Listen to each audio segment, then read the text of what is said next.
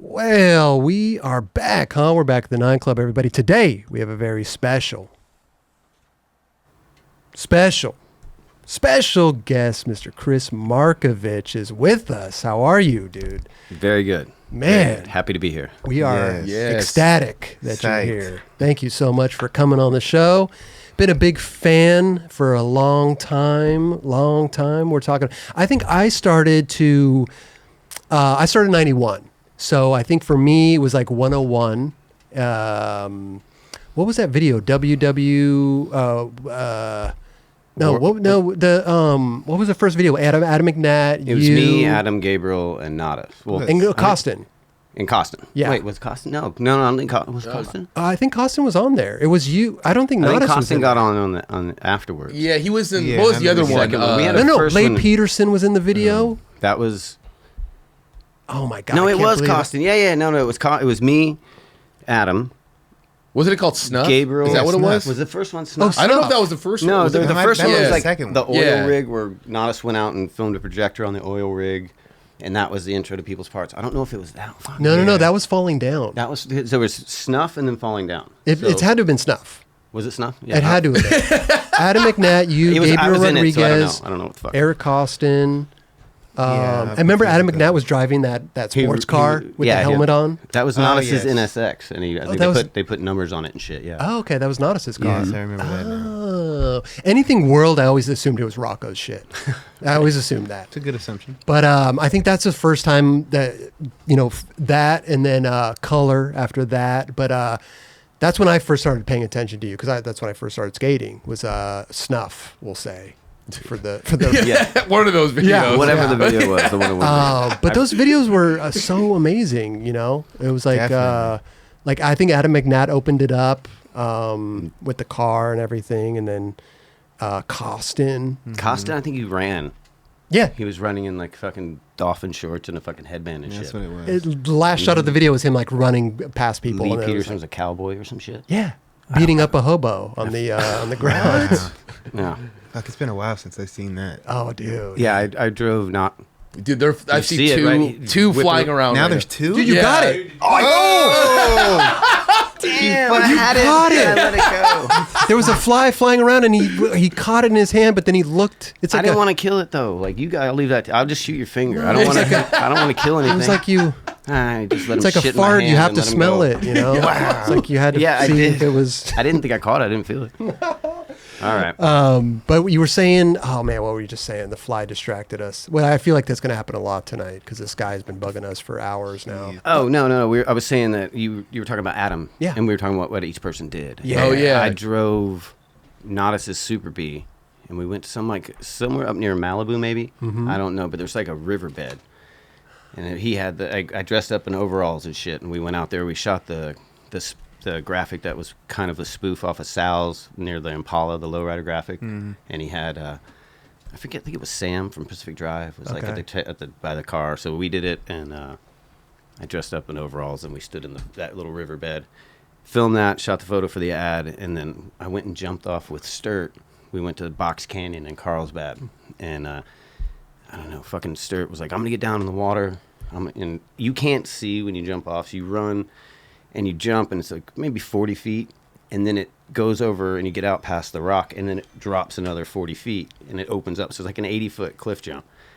And I'm like, Dan, like, I'm going to run.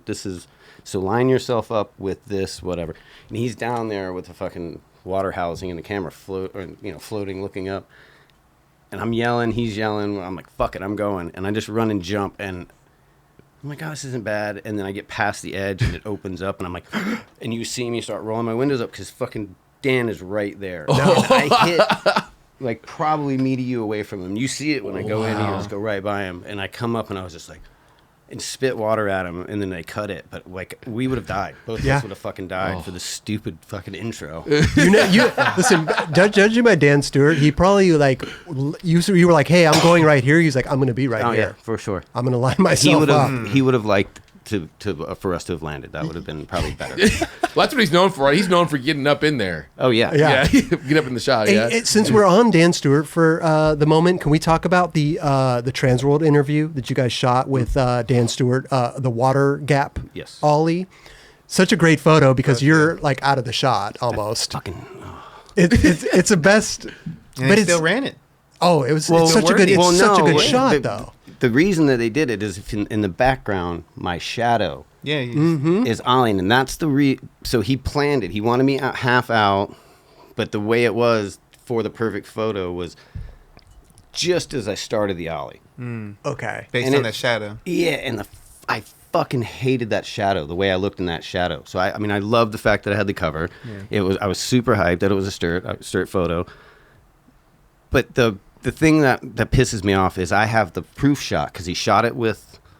So he had all these. I mean, he was like this, So he shot it with the Polaroid and he shot it with the medium format camera. Pulls the fucking thing out. And he's like, "Oh, I got it. Yeah, this is fucking perfect." And I did it a couple times, and there was one where I'm like, because it was just an ollie, it wasn't that fucking big, so I was able to like kind of do an ollie and make the photo look sick. And I wanted it like boned out. The shadow would have been boned out, but the shadow was off the thing, and that's the one he used, and I was like, you were bummed. So bummed, like happy but bummed, so bittersweet. It's one of those photos too, and by the way, that spot like became iconic after that. Everybody would go skate that water gap. But it's kind of a funny thing because like you see the photo and it doesn't make sense at first. You're like, he's cut off, but then you start looking at it and you see all the nuances of it, And I mean, shout out Dan Staurt, like that was the genius of Dan. Genius. Was that the same spot where? Because there wasn't there a story about like he dressed up as like a caretaker gardener thing, or was that a different one? That was a different one. Okay. Like I don't know if this is the same story, but there was Valley Elementary. It's in Carlsbad, and it's the one where Jeremy kickflips it in the color video. It's like a 6 6. It's a big, like I had an airwalk ad doing a 180 down it. Yes. Yeah. But I was getting ready to go to Europe. It was the first time I was going to Europe, and Dan's like, "Hey, we need to shoot a photo. Like, meet me at Valley, whatever, certain time, kind of early in the morning." And it was a summer day. And I show up, I pull up in the parking lot, and I'm like, fuck, there's gardeners here. The fucking maintenance dudes are at the spot. This isn't going to happen. Like, what the fuck? And then I'm looking, and the dude in the tree, there's a dude, like, directing the other dude that's high up in the tree. It's Staurt. Staurt got to the fucking place, and there was branches hanging down for the photo, like, in the way. And fucking dude somehow rounded up the maintenance people of the school and had them over there like cutting and it wasn't like I mean, he seemed like he was the fucking foreman on the job. Like he was like, all right, and you over here and this and that. And I got up and I was like, what the fuck, Dan? And he's like, yeah, these guys, that branch is in the way. And then I had them clean it up and it just whatever. So they're cool. They're going to get, and then he's just like, all right, you guys get out of here now. I need to shoot. You guys like, fucking just shuffled him off and you're like, put him to work and then just get the fuck out. Like, was he wearing like the he had a vest on. He had a vest on, and I think he was there and he couldn't reach it, and maybe they saw him. I don't know how. I don't know, and I don't want to know because that's the magic of Dan. But these are the legendary stories that we hear of this guy. I mean, fuck. What was the other Dan Staurt story? Since we're on Dan, please more Dan Staurt stories. There was a time maybe. Did you get the photo though? You got the photo with Dan that day with the 6 double set. Yeah. It was a Japan. I remember I had a blank board, like a wood grain board with a big GNS sticker on the nose of it, and I was doing the Japan down it. Okay. I'd already filmed it for the video, and I think he just wanted to shoot a photo of it. Gotcha. So we went and shot the photo, and then whatever. I went to Europe, and there's a fucking whole other Staurt story about that Europe trip. I can circle back to that. Okay. But you were on another Staurt story. I was somehow, because of Dan Staurt, I somehow, without doing it myself, got a fucking ad and was writing for Gullwing while I was on Indy and had no fucking idea that, like, before I left for Europe that same trip, I did a fake Yelly 1 foot down one of the sets of Carlsbad. I go to Europe, and I was riding Gullwings in that photo because Dan and I went by Gullwing, And it was when the fucking, they were horrible. They had like the 2-inch thick graphite, like the shitty black plastically base plate, and then the gray flat. They didn't even have the cool little dip. That's the only thing that made Goings cool was the dip. And when they got rid of that, they just had this but whatever. They gave me a set, and I was trying them. And we went to the school. The fake yellow tailgut. No, was it tailgut? I don't know. I had some fucking white ass hair and a yellow ass fucking Gap long sleeve hoodie thing. This is a small Carlsbad Gap we're talking One about? of the smaller ones. Around It was like yeah. steps around the side. Yeah. And so I did that, left, go to Europe, come home from Europe. That fucking Europe trip, I quit G&S on that trip. I rode for Going and didn't know it on that trip. I got an ad for that, like on that trip. And I come home and I'm open the magazine and I have a 2-page Going spread with indies on my board. And I'm like, They how ran the that? fuck do I? Yeah, I mean, Staurt shot a fucking sequence and gave it to him. Like, yeah, Markovich is psyched on the trucks. Look at this photo I got with him. I wasn't fucking psyched on the trucks. I just had them on my board because you took me there and put me on the spot and made me put them on the fucking board. That's amazing. So I had to quit this company that I never rode for, that I didn't try to ride for. Right. So I quit Going and I never rode for him. And You guys- Randy Jansen was the dude that was the main, like TM dude. And that guy fucking hates me to this day for that shit, and rightly so. Like, But it wasn't But even well, your your fault. Wasn't You're my explaining, fault. you're explaining exactly what happened. Yeah. He should probably be mad for paying Dan Staurt for a felonious photo, right? Well, I mean so I don't know. That's my fucking luck as a human, because that's type of shit has happened to me. Like, I got a fucking Foundation ad and didn't ride for Foundation. What would that was a kind of a like people were talking about that, right? It was like a weird thing in the industry. I don't even know what the fuck happened. Like, I might have talked to Swank, and I mean, I was fucking 18 and 19 at the time, and I wanted, like, this is all back to what we were talking about earlier with the whole you'll sell a whole 2 of them graphics that we were talking about. But this is you're still on 101, right?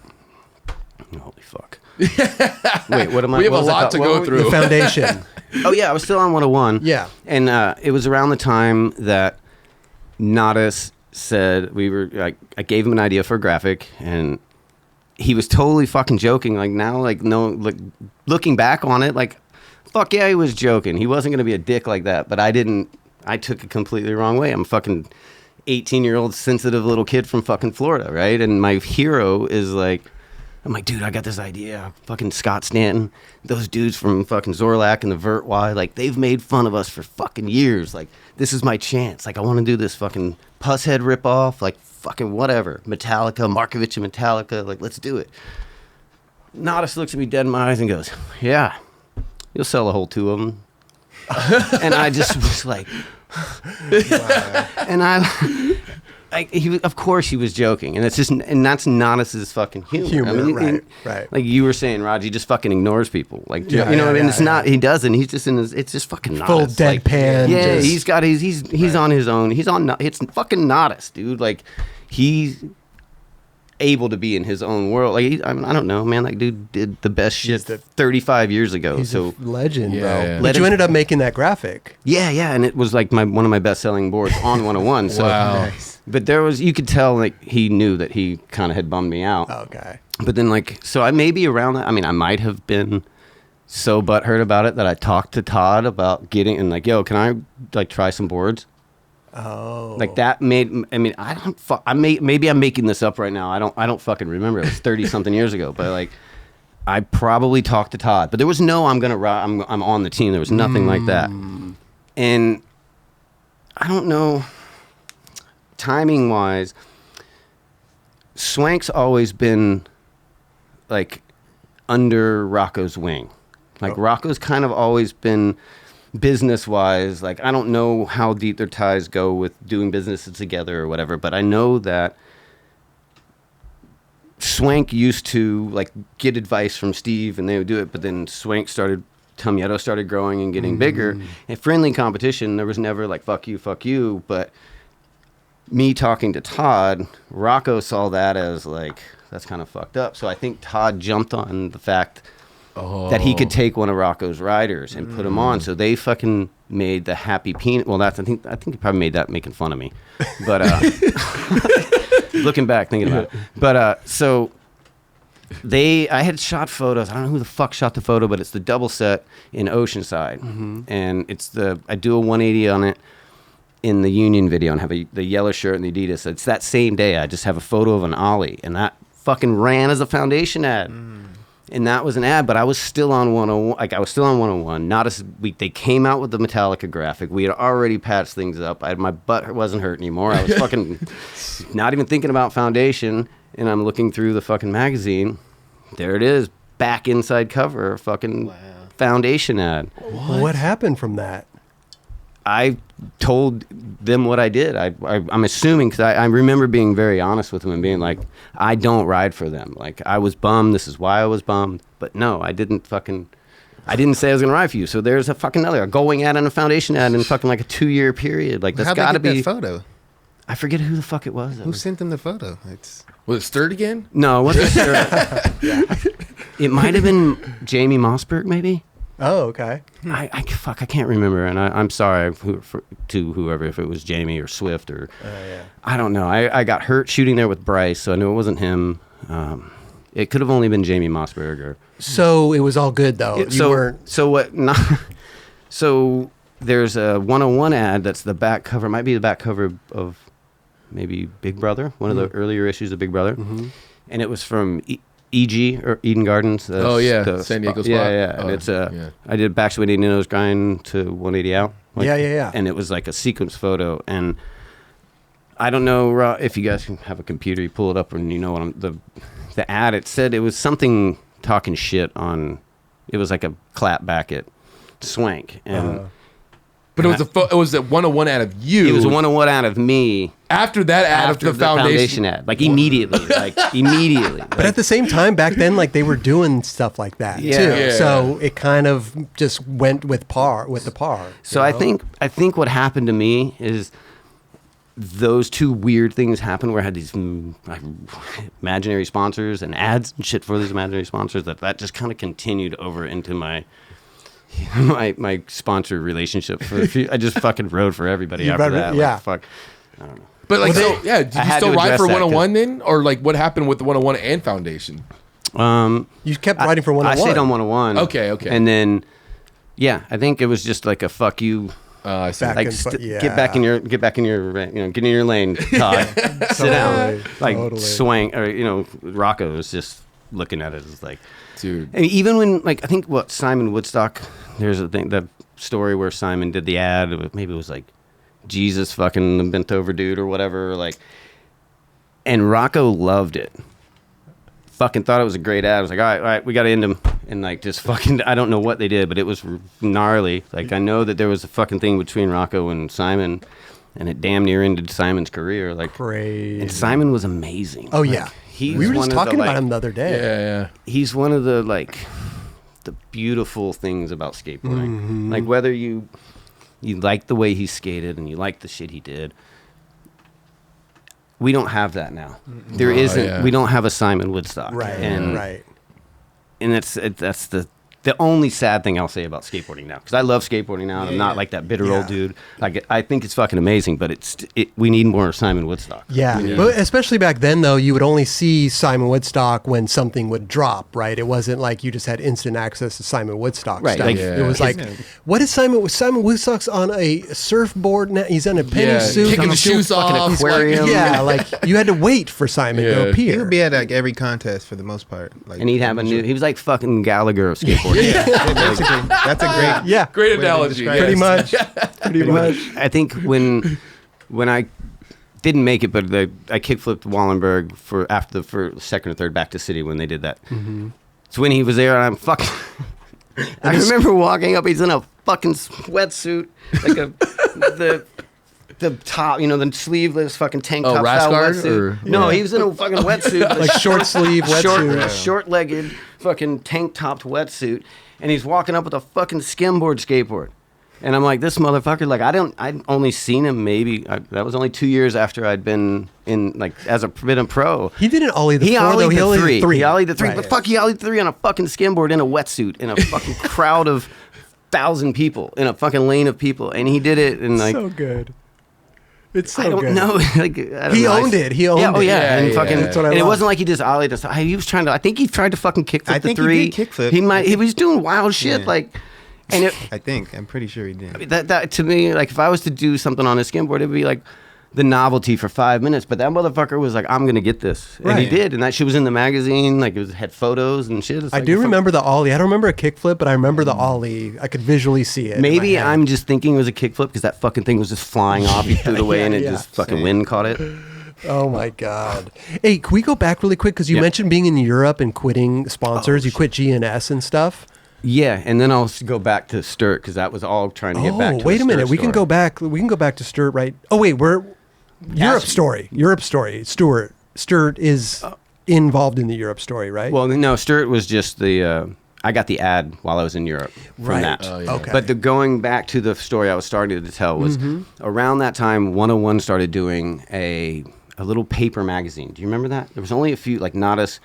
Nadas has been like mad artsy forever. You know, like he was making little zines in his house and like doing all this. I mean, just the raddest shit for forever. Like, and he made these little paper Xerox magazines for 101 for a little while. And I needed to go shoot a sequence with Staurt, and I had been skating the flower shop curb in Encinitas, the big banks, but they had these little low gas station curbs, waxed as fuck. You go 1,000 on them and do like a nollie lip slide and slide like the whole thing. You know, so it's when you just sit on them, and like, so I was doing a lot of lip slide to nose blunt slides. And I was doing them or whatever. Willie was doing a ton of them. Like we'd film stun. He did a few of them in that. But there's those benches in Carlsbad that in stun I do a back to nose grind, back to 180, and a Rick flip. So that bench, I go there with Staurt, and I'm like lip sliding it. Staurt's like, don't fucking try it. Don't fucking try it and don't make it because I don't want to be here all day. And my buddy's there, and my buddy's standing there, and I don't know if you guys remember, Staurt would go with these 4x8 sheets of foam board that were reflective. for lighting. Yeah, it looked like fucking insulation or some shit. They were these giant things, and he'd always, if it wasn't another skateboarder, he'd rope some random off the fucking street that's walking by, like some poor soul that's getting roped. Hold into this some- real quick. And it was never real quick. And the dude's just like, yo, I gotta go. I got homework and shit. Like, I gotta mow the like, it's fucked. Gotta go to work. Dan didn't give a shit. So, like, of course, my buddy's holding the thing. He's standing there. He's, like, looking at me. And I fucking hop up into a lip slide, pop up into a nose blunt slide, and land bolts. First fucking try. And Dan just goes. And he's fucking doing his film and he didn't say anything to me. And I go back around, starting to film, and he's taking sequences. I fall. Fucking bail. Go back. Fall. I bail. Fucking one roll of film. He's putting it back in. Camera. Slap. Fucking bail. Go back. And I'm like, fuck. Next try. Camera opens up. Fucking motherfucker pulled the film out and threw it at me. And it hit me with the film. And I'm like, oh, okay. Is he joking? Like, he's joking. And he fucking puts the film back in, slams his camera shut. And I think I made it. I bailed the next try. And then I made it the next one. And then fucking Dan shuts his shit up. Grabs his shit, grabs his fucking phone board, puts your shit in his car, fucking just leaves me at the fucking spot with my buddy. Like, Didn't say one word? Not a fucking word. Not a fucking word. First time I met Staurt, I'd come to fucking California, and I met up with Steve Ortega, and he rode for T-Bags at the time, and we were in SF trying to find a place to live. We couldn't find anything. My mom was like, we're fucking blowing through our money, our first month, whatever, to get in the house. Let's go down to San Diego. I went to college in El Centro. We used to vacation in San Diego. Let's just fucking go down there for a week and just unwind, and then we'll go back up and look for a place. So we call Steve Ortega. First day we're down there. My mom's looking for houses and shit. So we go to some fucking dude's house, and I'm sitting on this quarter pipe, and fucking Matt Hensley's there. So I'm losing my shit. Like, that's my hero, and I'm not skating. I'm watching everything, and I'm sitting on this quarter pipe, and he's trying backs and nose blunts on this quarter pipe right in front of me, and I'm in heaven. I've got a fucking black and white striped Gap shirt on at the time. Fucking sitting there, watching. Dan's taking photos. Hey, could you get the fuck out of the way? Matt goes, hey, could you get the fuck out from behind there? And I'm like, and there's people around me. Yeah. you in the striped shirt, could you get the fuck out of the way? Okay. And I'm looking at Matt Hensley looking at me, and I'm like, oh. And then I leave, whatever. I get out of the way, and I'm like, fucking, I don't know, maybe a month later, 2 months later, I'm riding for A1 Meets, and we're down at Magnuson's mini ramp, and I forget, like, I don't know who it was, but they were like, oh, it was Mark Hostetter. Dan Staurt came. It was 8th Street. They were doing all that shit. He came, filmed somebody at the mini ramp. I don't know what it was. And Hostetter is like, hey, I want you to meet this kid. He's on A1 Meets, blah, blah, blah. And I'm like, and he had no fucking recollection. Didn't even know. And this was like, maybe a month later. And that's how I started. I shot photos with him that day. And then I gave him my number. And then I started shooting photos with him. I shot an Airwalk poster. Like, I started shooting a lot of shit with him after that. I probably now and cool. I saw him maybe. You saw that? Yeah. There's literally 3 flies going around right now. Sorry. I saw Staurt maybe, I don't know, 2 years ago at Prince Park, and I was totally fine with him. Like, now I got it. I'm grown, and I'm like confident in my just me being me, and understand people's nuances and humors and shit. So like, I was great with him then, but I never once, like, from the moment I didn't know what the fuck was going to happen. Like, I could be on a photo. Is he going to throw us? He's going to fucking leave me in San Diego somewhere in the middle of nowhere at some fucking random spot. Like, it was the scariest, best thing to go out with him. Like, it was always something was going to happen, but you never knew if you were going to be on, like, what end you were going to be on. You knew something epic was going to happen, but you don't know what was going to happen to you. And he'll make you do some shit you don't want to do. Well, that's the stories that we hear, is like he wants to shoot the death-defying stuff where you could possibly die from it. And like, it's the only time that it can be done. It can never be done. You can never come back because it's got to be done right now because it's Dan Staurt and it has to be done right now. And if you don't do it, you're fucking never going to get another photo with Dan Staurt again. So you're like, wait, you want me to jump like fuck? Like, what is the thing that Jeff Raleigh, the thing he's like, I'll never do it again or whatever, that freeway, well, not freeway, but the bike path over the gap into the thing. Into like, the bank. Yeah. Like, I don't know. I mean, Jeff's a fucking anomaly himself, so I can't speak for him, but I'm pretty sure he didn't want to do that day. I'm going to go out on a limb and be like, he didn't want to do it, but because Dan was there, he brings something out of you. He wanted to do it, but he probably, I'm sure Dan was the deciding factor of like, you're going to do it or not. Yeah. Like, because there's been a lot of times where I'm not doing this. Like, I'm not going to try it. Did you ever tell Dan you were the guy in the striped shirt? Yeah. He knew. Okay. Like, pretty quickly thereafter. Like, I think maybe the next time we shot, I was like, you remember me, right? And he's like, you talking about? I'm like, you're the one who was yelling at me with my shirt on. And I was like, that was the first fucking day I ever saw Hensley. Oh my God. I was like, you fucking crushed me. And he was, I think he was more nonchalant about me. I was like, man, you fucking crushed me. He was just kind of like, so? Like, his reaction to me telling him that was like less caring. Whatever. Well, you're still talking. God, bro. Hey, how did you get on GNS? Okay, so I was riding for Dogtown, and I was living in Pensacola, Florida. Mm-hmm. I was 17, and I went out to, I graduated high school and went to the Reno Am finals. Wait a minute. Can we pull back a little bit? How did you get on Dogtown being in Florida? Was that your first sponsor? Like your first board sponsor? No, I rode for Epic. EPIC. Okay. That turned into Small Room eventually. Epic to Small Room. Okay. So I didn't ride for anybody. I rode for this. It wasn't even a skate shop. It's called Go With The Flow. I lived in Roswell, Georgia, and it was a fucking river rafting shop because it was right on the Chattahoochee, near the Chattahoochee, and it was a river rafting shop that had a little section in the back that had like trucks and a little case or whatever. So I lived in some condos that were like 2 blocks down the hill from the shop, and I'm swimming in the pool. We got our condos, and this fucking van pulls in, and there's their logo. Epic was like a skateboard that. It was either Epic. You remember the skull skateboards that had like the wiggly, wiggly turn left or right? Yep. Epic's boards they had gimmicks, so they had like a little turn, and they were on a tour, and they went to that fucking shop and were like, "Hey, are there any like kids around here that want to that want to skate, maybe whatever?"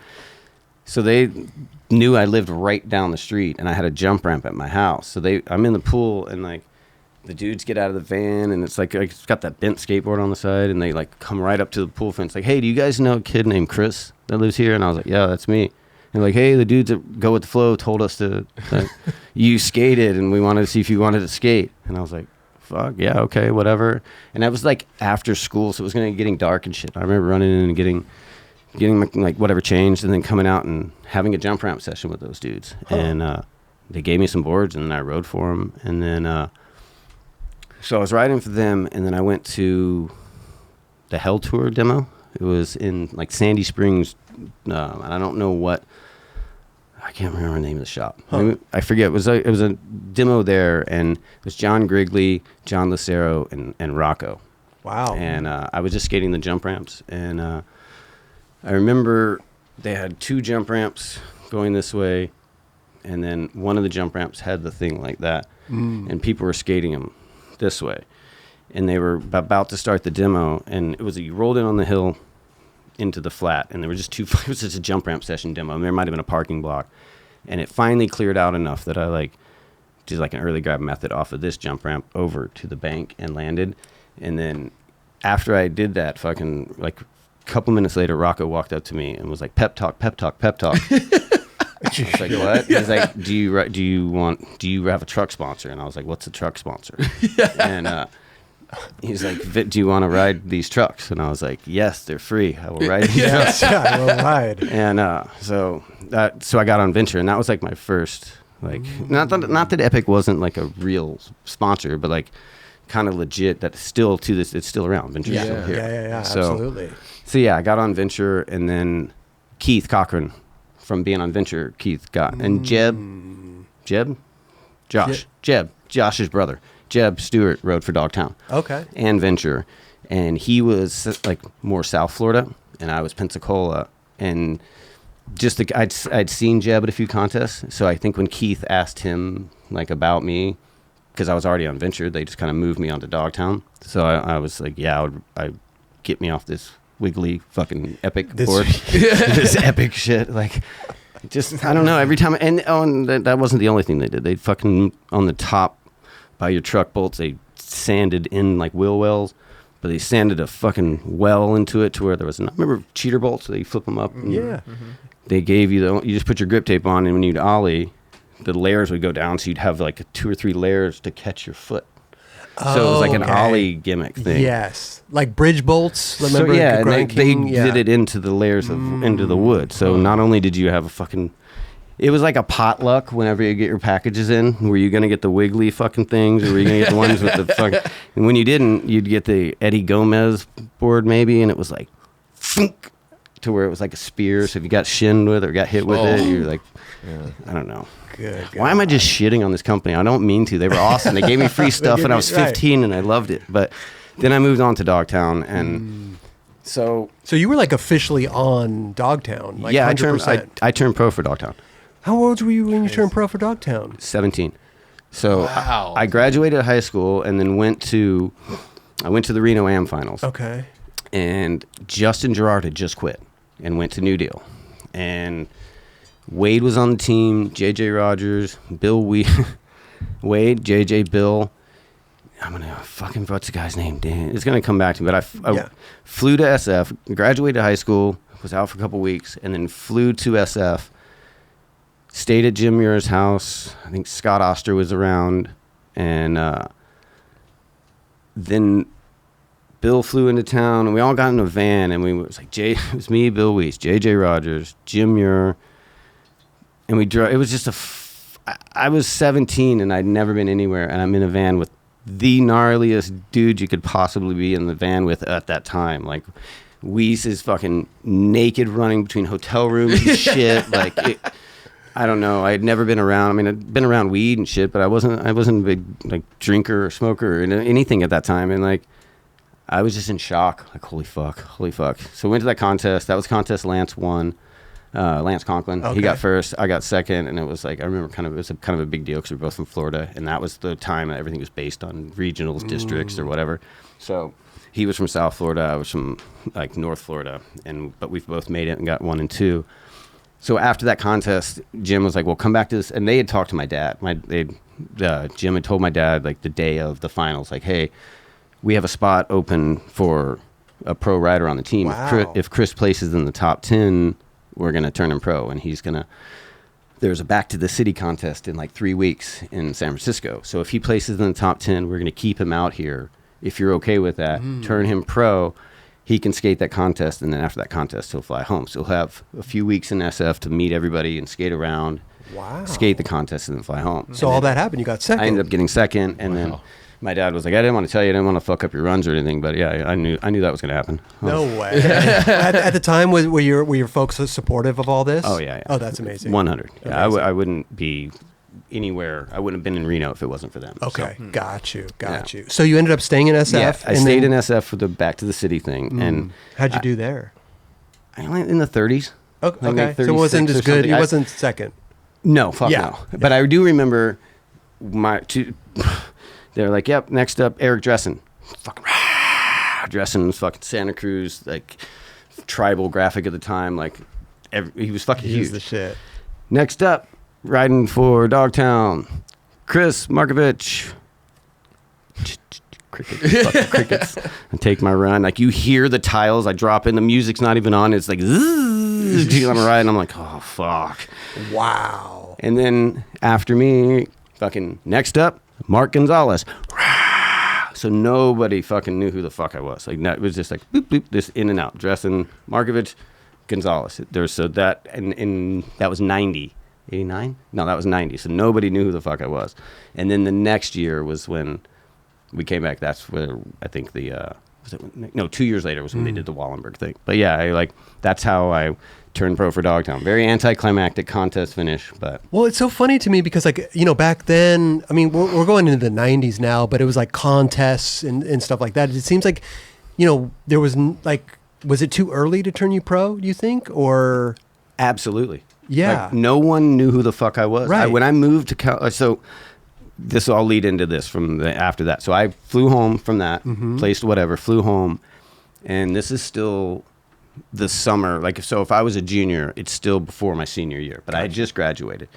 So there's still time left in summer. I'd come home, and I turned 18 in October, so I got like 2 months, 3 months. So I told my parents, I'm like, I'm going to SF. When I turn 18, I'm out. Like, you're going to move out there. Peace. Like, thanks for everything you've done, but I'm gone. Like, that's in my head. That's what I was doing. And they're like, well, you're going to moving out of the house. First day you're 18, you're going to move across country, be by yourself. And they knew, like, I'm like super sensitive little fuck kid. So they're like, no, we're going to move with you. So my dad, he took a job in Birmingham, Alabama. And me, my mom, my sister, and Ted Newsom hopped in my sister's fucking Mercury Tracer and drove across country to SF. And then we got there and drove around for a couple weeks. Couldn't find anything, spending all of our money in the hotels. And then we came down to San Diego. That day that I went skating with Steve Ortega, we got back to Steve's house that evening before he gave us a ride back down to the Hotel Circle or whatever. Steve's mom was like, hey, your mom called and left a message earlier. She left me an address. You guys rented. Your mom said she found a place and you guys rented a house. What? So I was like, what? And we moved. We moved to Carlsbad. Like, so her and my sister were not supposed to be looking for houses. We're like, well, let's just drive around and see if we would even like the area around here. Okay. And they were so sick of looking that they were like, fuck it, we'll take it. And then we rented a place. And then I think I moved 4 houses down from Ocean Howell. Yeah. And amazing. I fucking walked out. So on my street, it was the only flat section before the hill started, and I was on the hill. The only section to skate flat ground was up right in front of Ocean's house. And I was out skating, just skating one day, and I see this fucking bucket hat and cargo shorts and this long sleeve, like, come and walk across the street as I'm like, I don't know if I was walking back up. And I was like, holy fuck, that's Ocean. And he came out of that house, and he was driving like a little red fucking pickup truck, I think, I don't know. And I remember going up and introducing myself to him, and I had, at the time, I had a melon grab over a trash can at Benicia and a 1 foot ad, the Venture ad doing a 1 foot. And I already in the magazines, no one knew who the fuck I was. If you were east of the Mississippi, maybe, because I'd gone to the contest and shit, but no one knew, no one cared, no one knew who the fuck I was. And I'm like, he's an AM on 8th Street, and everybody knows who he is. Yeah. I'm fucking pro, and no one knows who I am. And I'm like, this is the most awkward feeling for me ever. I can see that. Yeah. And then he was I don't. I mean, we skated together a lot. Like he was awesome. Him, Marcus Wyndham, and then George Carr. I don't know if you remember George Carr. He looked like a 16-year-old substitute teacher. Like he had a full beard and shit. Like it was gnarly. Okay. And I remember him and Ocean getting in like this car battle where they started fucking with each other's cars. And I came out one day, drove past his house, and George had taken his shell off of his car and flipped it upside down and put it into the pickup truck and filled it with potting soil and had palm trees coming out of it and shit. Wow. They really did have a battle going on. It got impressive. Yeah, and I remember seeing that and being like, oh shit, remind me never to get in hook with these guys. Yeah. Got them. Yeah. Wow. So that was me meeting Ocean, and I think through Ocean skating with him, Gator was living at the end of like the beach directly from where I lived. And I don't know how I met Gator, but I met him pretty quick. And it was before all of that shit had happened, like probably 6 months before that had happened. And so I met Mark, and he was trying to get on GNS at the time. And Mike Taylor from Vegas, maybe, or Phoenix or Arizona or something. I don't know. I'm not sure. I don't know. Sure. And I didn't like the dude, whatever. Okay. But he was friends with Matt Schnurr and those dudes. Okay. Yeah. And but whatever, here and there. Sorry, whatever. I just shit on the dude, and it's been fucking 30 years, and I just remember not getting along with him. How's that? Not that I don't like him. I just remember us not liking each other. Because it was mutual. He didn't like me, so it's cool. Okay, perfect. Like you. If he was here the same thing, he would be saying the same thing. Wait, and he was a rapper? Yeah, I think so. Or he wanted to be. Did he go around with his girlfriend with him? I don't know. He was one of those dudes that wore those big CTI, those braces on his knee, like that dude. Like he had around that time in early 90s, like if you had a knee surgery, you're done. Yeah. And they were first introducing those weird CTI braces that football players always wear now and shit. Yeah. Kind of extended the life a little bit of his career. But I just remember every time we'd skate, like he was always like, it sucked for him because his knee was kind of fucked up. And then that's how he ended like up going, maybe like, oh, I should be a rapper. Got you. Maybe that was the leap. I'm hurt, I'm rap. But so he, I forget his name. I don't. It'll come to me at some point. But between meeting, like he was on GNS, Shannon May was around, and I knew Shannon from Louisiana, and super dope. I moved when we rented the house. The whole Dogtown's whole plan was for me to come to San Francisco, live in San Francisco, have a pro model out, and work at the warehouse, and work. So they said to me that we're not gonna pay you for free or so. I don't know. I don't fucking remember what it was, but they wanted me to work in the warehouse for a while to kind of pay my dues. Okay. Like come out, work in the warehouse, and then go skate after work or whatever, so I could contribute to the company. Makes sense. Like for a kid from Florida, like I don't know shit about pro skateboarding. Like as long as I've got a job like that, I can make some money and still skate. And I'm skate riding. I'm working at the company that I'm skating for. But like you're pro though. You're not getting any royalties or anything. Or I didn't know what pro was really. I didn't know that I could make money off of being pro. I just thought I got my name on a board. Right. I didn't fucking really know. Like now it's like a fucking career day. You can pay. I want to be a pro skateboarder and fucking career day. Figure it out. School, you know, like so back then it doesn't work out for everybody. Yeah. So like during the whole Gator trying to get on GNS, Dogtown was pissed off at me. They were pissed that I'd moved down, and they were like verbally like not happy. And I was with Mike and Shannon one of the days that I was getting shit on by Jim or whatever, Red Dog. And I just quit. I was like, fuck it, I'm done. And those dudes were like, and everybody had just left GNS to start Alien. Oh, okay. So I got on, and we started filming Winona Ryder's video. And right. Sick ass video. So that's how that happened. Like just kind of being in the right place at the right time and not moving to San Francisco. So if I would have been in San Francisco, I don't know what my trajectory would be. I don't know how far I would have made it if I would have continued. I don't know. I feel like being in Carlsbad, it was like, the epicenter of where everything was going on, like California, San Diego, LA. It was like San Diego and SF were kind of the hot spots, right? Yeah, LA was still a sleeper. Like, I mean, there was dudes that were in LA that were killing it. It just hadn't, like, What was it, mid 90s? It became like LA became like the fucking. I feel like early 90s. Early 90s. Still, like, I mean, like it was. Well, I think it was when everybody, that crew got 90, old enough to get apartments. So they were like 90, 91. Everybody's still 16, 15, 16, 17. Give it 3-4 years to where they're 19, 20, 21. Right. Yeah. So early 90s. Makes sense. Yeah. And then that's when LA became the fucking. But then that's because when Mike moved down everything's from real SF. far spread in LA. Like, so you have to have a car to get to everything. Not that you don't in SF, but you can get around on the buses and do your shit. thing in SF. Yeah. You know, Right, in right. SD, I mean, Yeah, you need a car. Yeah, you SD's definitely fucking need a far. car, for Everything. sure. Yeah. Definitely. So when you quit G&S, you were on the tour in Europe. Yeah, yeah. So that And was. you started hanging out with like all the H Street guys, right? Is that the story? Yeah, so I fly over there. It's me, Remy Stratton.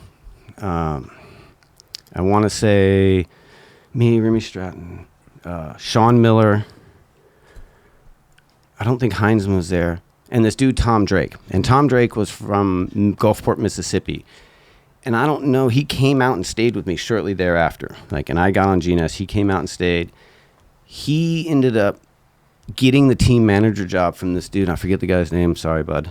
Super cool. Maybe Chris Capero was his name. And that guy was always super fucking cool. And he was like the TM, but he was 21, 22, something. I was like 18, just turned 18. So he was 3 years older than me. It seemed like he was like needed to retire. Like that's the way I seemed about Tom. Sure. But Tom was like 25 at this point because he could rent a car. That was the thing. Like, he was able to rent a car, and at the time, if you were under 25, you couldn't.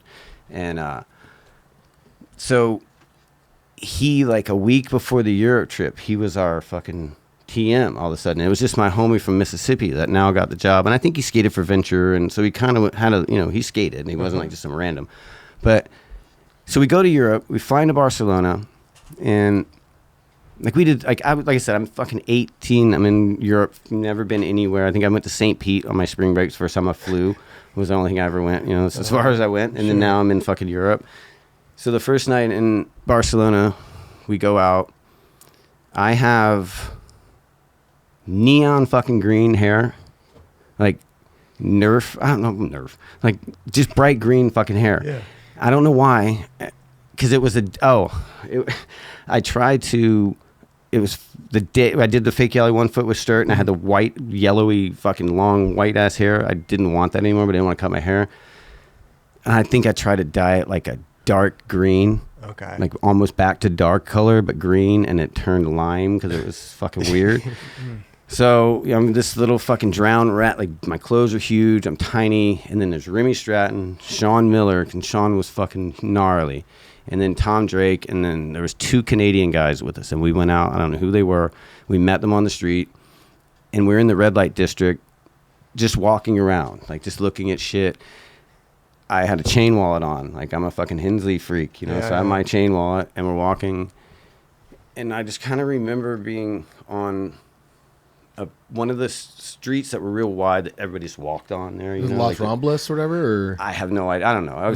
That's the only time I ever went, and I got the fuck beat out of me, so I don't remember much about it. Damn. Shit. So I'm walking, and I feel somebody tugging on my chain on my wallet, and I look back, and this dude's got my wallet in his hand, but he's trying to pull it off, and it won't come off. So I grab my wallet, and I turn around, and this dude's... I'm sorry. Like, the dude's in front of me, and he's trying to turn me back around to try to distract me. Right. So I turn around. This guy runs. So I turn around, and I was like, man, fuck you. And I pushed the dude. And I remember pushing him, and like, I'm little. And this motherfucker flew. Like, he was not prepared. But as soon as I pushed him, I saw fucking stripes and like the top of a shoe. Whap! And like just dropped me. Damn. And like, I'm on the ground, and I'm like kind of fucked up. And I see like, and I focus, and I see the Canadian dude just get fucking dropped. One of the Canadian dudes falls. I look over, and Sean Miller's murking like 6 dudes. Like, he just is cleaning shop. All out brawl. And then I'm like, I start to get up, and I get fucking hit again. I get hit in the back, like over my cheek. And when I finally fucking get up and they pull me up, like, when I pushed the dude, I wasn't aware of my surroundings. That was their little block where they had everybody. They had all their homies. They had everybody there. And when I pushed that dude, they're like, fuck you, and just jumped us. Okay.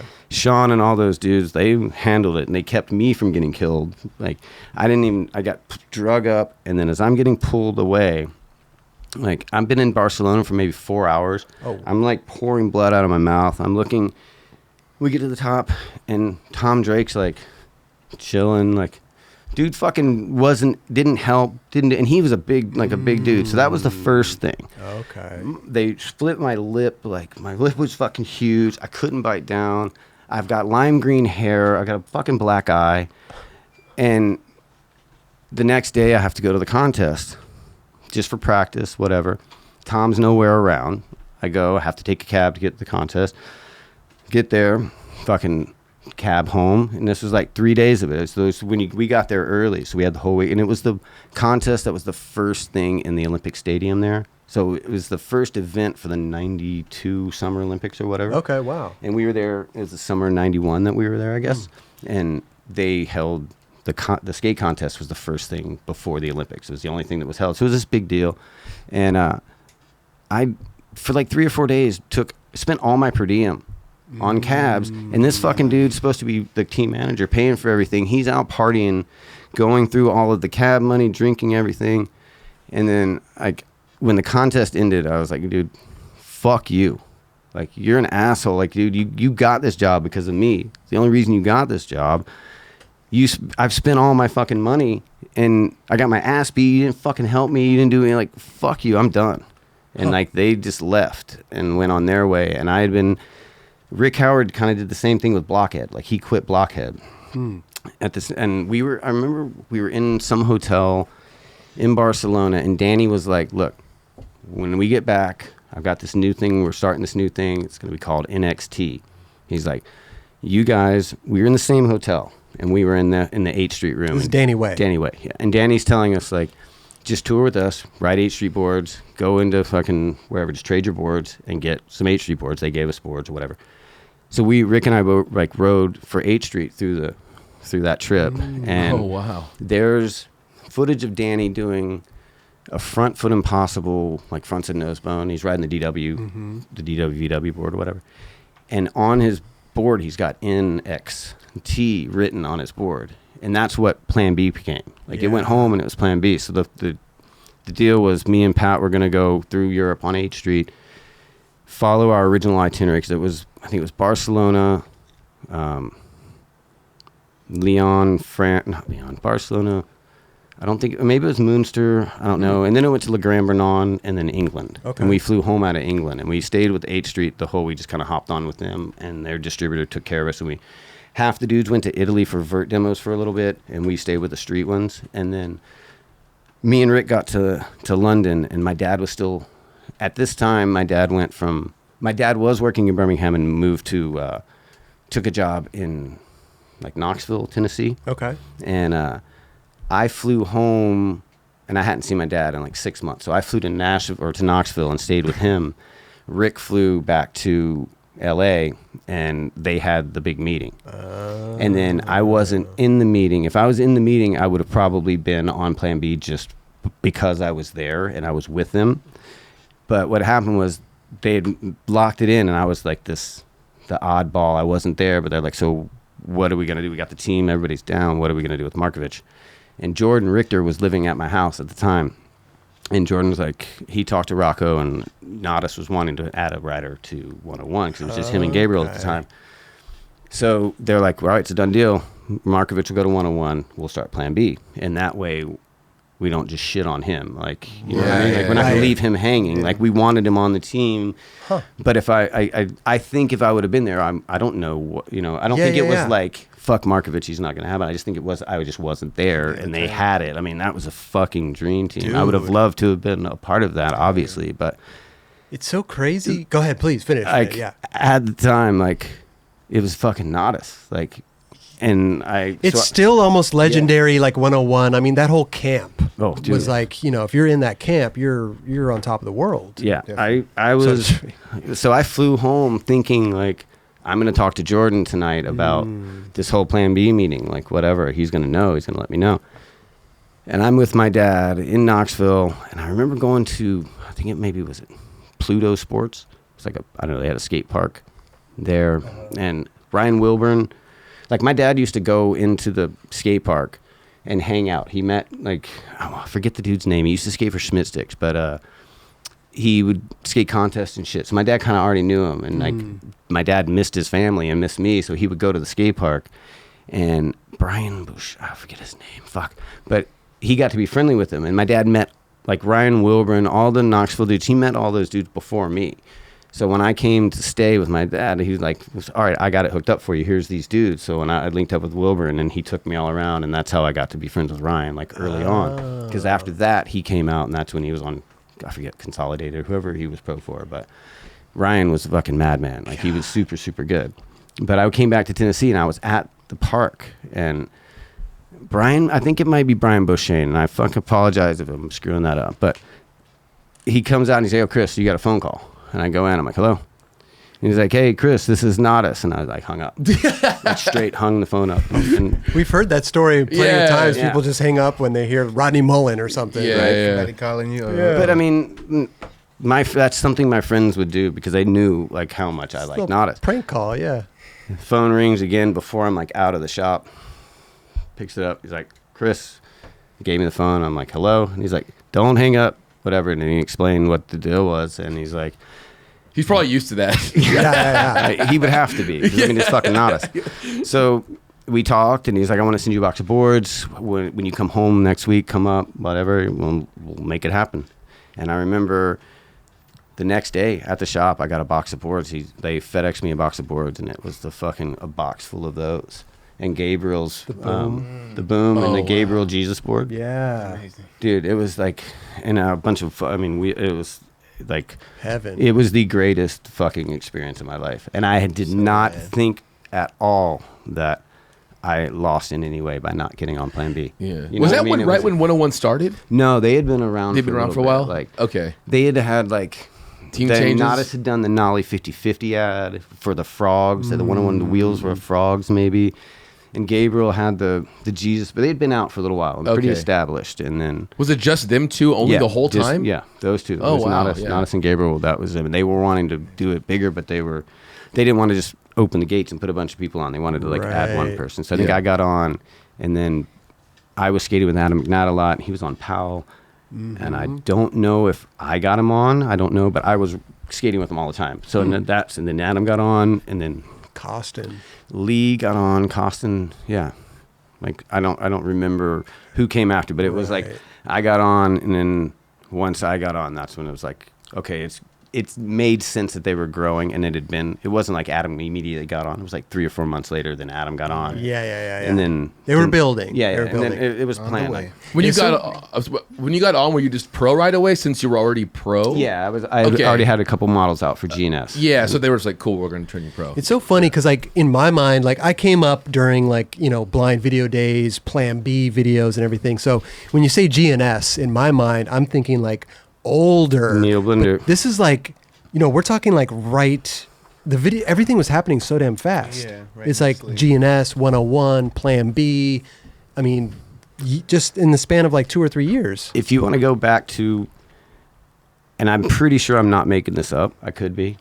I don't think I am. Okay. But when I was on Dogtown, I used to skate with Dwayne Petrie. I would go stay with Dwayne in Metairie, Louisiana, and it was when the street chomp boards were out. He was on GNS. They had already had the GNS video did they have? Yeah, I don't know if they had a video. They did have one crazy fucking video, and the street chomp had a steep ass tail, crazy fucking nut. It was like wild. Like you definitely felt it. It had so much concave, but you didn't put grip tape on the nose for your 1-foots, and it was fucking awesome. It felt like a normal board, okay. So Dwayne was riding those, and Dwayne was like, "Look, you should ride for GNS. You should ride for GNS." And I was like, it'd be fucking awesome to ride for GNS. And then he came back and he's like, but don't ride for GNS because we're gonna do this company. Like you're gonna ride for something. So there was talk of me possibly getting on Alien, what turned into Alien when they all left to go to Alien. But there were no phone, like there was just the message machine and no like call you right away. Like so from the last talks that I had with Dwayne, I had moved to California. It was right after graduation. Moved to California, turned pro, moved to San Diego, and quit Dogtown. Like this is all within. I turned pro. It had to have been August or something. Back to the city, August. October. I moved to California in October, maybe in October, middle of October, because we got to San Diego and had the Thanksgiving on a electric spool, an electric company, those big spools. That was our table. Like No we way. didn't have any furniture. We just driven across country, and we moved into the house the day before Thanksgiving. And we had like our clothes and a fucking spool and some plastic fold-out chairs, and we had like our first Thanksgiving in California was there. And then a week later, with that first 2 weeks from there is when I quit because they were pissed off at me for not working for them and whatever. Oh, yeah. And then GNS started, and that was where. It's so crazy. And that must have seemed like a lifetime, though. Like all that happened so yeah. fast. So but back to that. Then when I got on GNS, like those dudes had already quit, but it wasn't in anything yet. And it wasn't like this big announcement like that they had left, that it hadn't been out because everything was through the magazines and shit. So then Alien started, and I was on GNS. So like I got on right after that. And there was this like timing where like I think maybe Carter, I don't know if they wanted me. I don't know. Like, I kind of always thought that, was it Mike Hill and Chris Carter? Is that who did it? Yeah. And I don't know. There was always one of the two that I felt didn't like me. Oh, okay. And I just kind of felt that way. So I felt like that's probably why it didn't go through. I feel like I feel like you did have certain routes that you could have gone down, certain roads. It's like the Plan B, Alien. Like, damn. Yeah. It's kind of crazy to think about now. Yeah. You know? Like Not that 101 wasn't anything. No, 101 was amazing. Still was one of my favorite, my favorite experiences. And just the being around Nadas and the stuff that he opened my eyes to being able to like just do you. Like, and that's all he ever did was him. Like, he saw things differently and just like ran with it. How many years were you on 101? Maybe one. I was going to say. A year. It was Yeah. quick. Yeah, real quick. Yeah. Real quick, we had talked about it. We touched on it before with the Carlsbad gap. Mm. I want to just really quick go back to that because were you the first person to ollie the big Carlsbad gap, or is that not? No, I don't think I was. No, because there's Because you definitely kickflipped it. Yeah, kickflipped it first, but there was dudes that were. There was I forget his name, but there was a Carlsbad like local legend dude that definitely did it before me. Like, definitely had ollied it, and there was a lot of shit around North County that dude had done, and I can't remember. Maybe he rode for A1 Meats back in the early. I can't remember who it was, but it had already been done. Yeah. Because like Carlsbad Gap back then was like a big thing, and we're talking about the small Carlsbad Gap. Everybody would go skate that thing. I had skated the steps first. I had an A1 Meats. I'd ollieing, doing a 1 foot down the steps next to the big one. Yeah, to where Alf did the lip slide and the grind on the King Trail. Oh wow, yeah. Like, to the right of that rail. Yeah. So we were skating that first, and then the little gap. Yes. Those are the two, and then just ollieing the gap, and then we started filming for the Union video, and then I think that's when I back 780'd it. I did a lot of shit, like I fakey ollied it with Staurt, and that fucker filmed it sideways. Okay. Like and it on never, purpose. and it, for Videograph. Oh, wow. And it never got run. Oh, because back then they would do video grabs, but they would film it sideways. Yes. And I remember when we went to do that, we showed up, and of course it was on Dan Staurt time. Like, it's got to get done. And Kelly Bird, and it was like the real dudes were skating the little gap, filming for the real video that came out early 90s. The fucking, I think he skated to, oh God, Magic Carpet Ride, maybe? Kelly Bird? Oh, okay. I think so. It was like, and it was like his part fucking killed it. Like, Kelly was fucking awesome, and they were there filming on the small gap.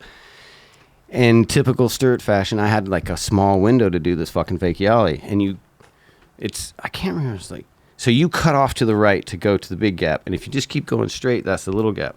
So everybody's skating, and I like rode up to the thing. Like, I don't even know if I ollied it. I think I just like straight started fake ollying it, and did it, made it pretty quick, and then we left. Like, we're talking about the gap. Yeah, the big gap. Like, we went there, and I fake ollied it, and that's when you had it sideways.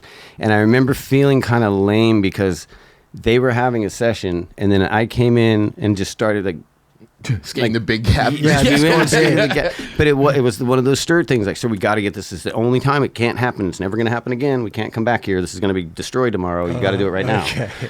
And he did it sideways, and it never came out. No one ever saw it. And then Lambert fakey-alleyed it. Yeah, that's right. And fuck, I love Lambert. Like, it's whatever. He's but I was gnarly, like, fuck, dude. man. Like, I did that like. It was a long time. That was in Modus he did that, and you must have done that way before. Yeah. Whenever they were filming for the real video. So whenever the real video was. So I'd already been kind of starting to jump down it. And like. And that word didn't spread?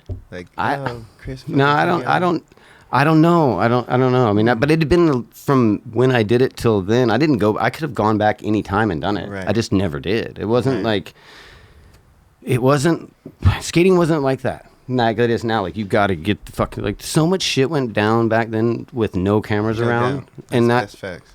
So that it wasn't weird, like, to go and skate that without any cameras or anybody. There's been tons of sessions that we skated the Carlsbad Gap, like just sessioning the gap, and it's no cameras around. It's like just skating unheard it. of. Yeah, these you days. would never do that, and like so much shit's gone down that thing. Like, I front side half cabbed it and kept whipping out. I could never. Oh wow. Never land on that, and Jeremy did that. Backside heel. I got knocked out doing backside heel flip, landed and rolled back and hit my head. Oh damn. And Jeremy did that. Like, so. It's funny, like Rob always tells the story of the kickflip Deerdick about how, like, I was going to make it, then Markovich did it, and I was heartbroken. And it's like...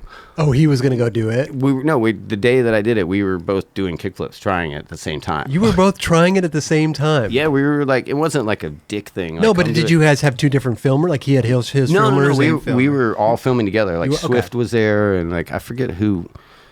Swift shot the photo, and I don't know, I don't know if he filmed it as well at the same time or somebody. So I don't know who the fuck filmed it. So sorry, but it's the one I have the Chargers jersey on. Like, it's the only one I made, and it was like, I don't know, Rob, did he nollie it that day or switch ollie or something? Switch ollie, yeah, he switch ollied it. And did he get a cover for the switch ollie? Or was it an inside cover? I don't remember. I remember it being a big. I don't remember. I don't think it was a cover, but he got a photo of it. Okay. Maybe it was a contents page. Maybe a contents page. I think it was, but. I don't know. I just see whenever they talk about that fucking thing, they show maybe it was an on video or something, and they show him, and he's like, wait, so you guys were trying, and whoever landed it first pretty much got it. Would have got it. Yeah, I mean, that's how we were just skating, and both of us started trying. I'm like, fuck yeah, try it. Let's do it. Let's do this. And you did it. Yeah. Yeah. But did he switch ollie it after the same day, or did you go back? I think he might have already switch ollied it. Oh, okay. Like that day, like, and I want to say, like, again, I could be making this up, but I don't. That same day, I tried three flipping it, like, as a joke, like, to whip my board, and it actually kind of worked. And then I think I, like, committed to a couple and just sack of potatoes. Right. Like, that thing was huge. No. Dude. but so then, like, then Josh Casper did it, and like, yeah, it looked like it hurt. You know what I mean? So I never went back and did that. So there's a lot of shit that on that gap that I should have probably went back and did it. And what was up with the cover? Because the cover of the kickflip, it was all painted. Oh, yeah. So at that time, Ted Newsom was the art director of Transworld, and we were roommates at the time, and I used to go with him, and he never worked at Transworld during business hours. So he'd go in late at night, and I would go with him, and I would just lurk around, and like the music guy, Fran, I believe is his name. Like, I was cool with all those dudes, and he's like, yeah, you can go in my office and just go through the CDs, because he would get CDs for reviews and whatever put in the magazine. And he's like, as long as they, there's doubles of them, you can take whatever. So I would just go with Ted to work. Ted would be laying out the magazine, and I'd be taking CDs to go take them to Lose Records to sell them and trade them in or whatever.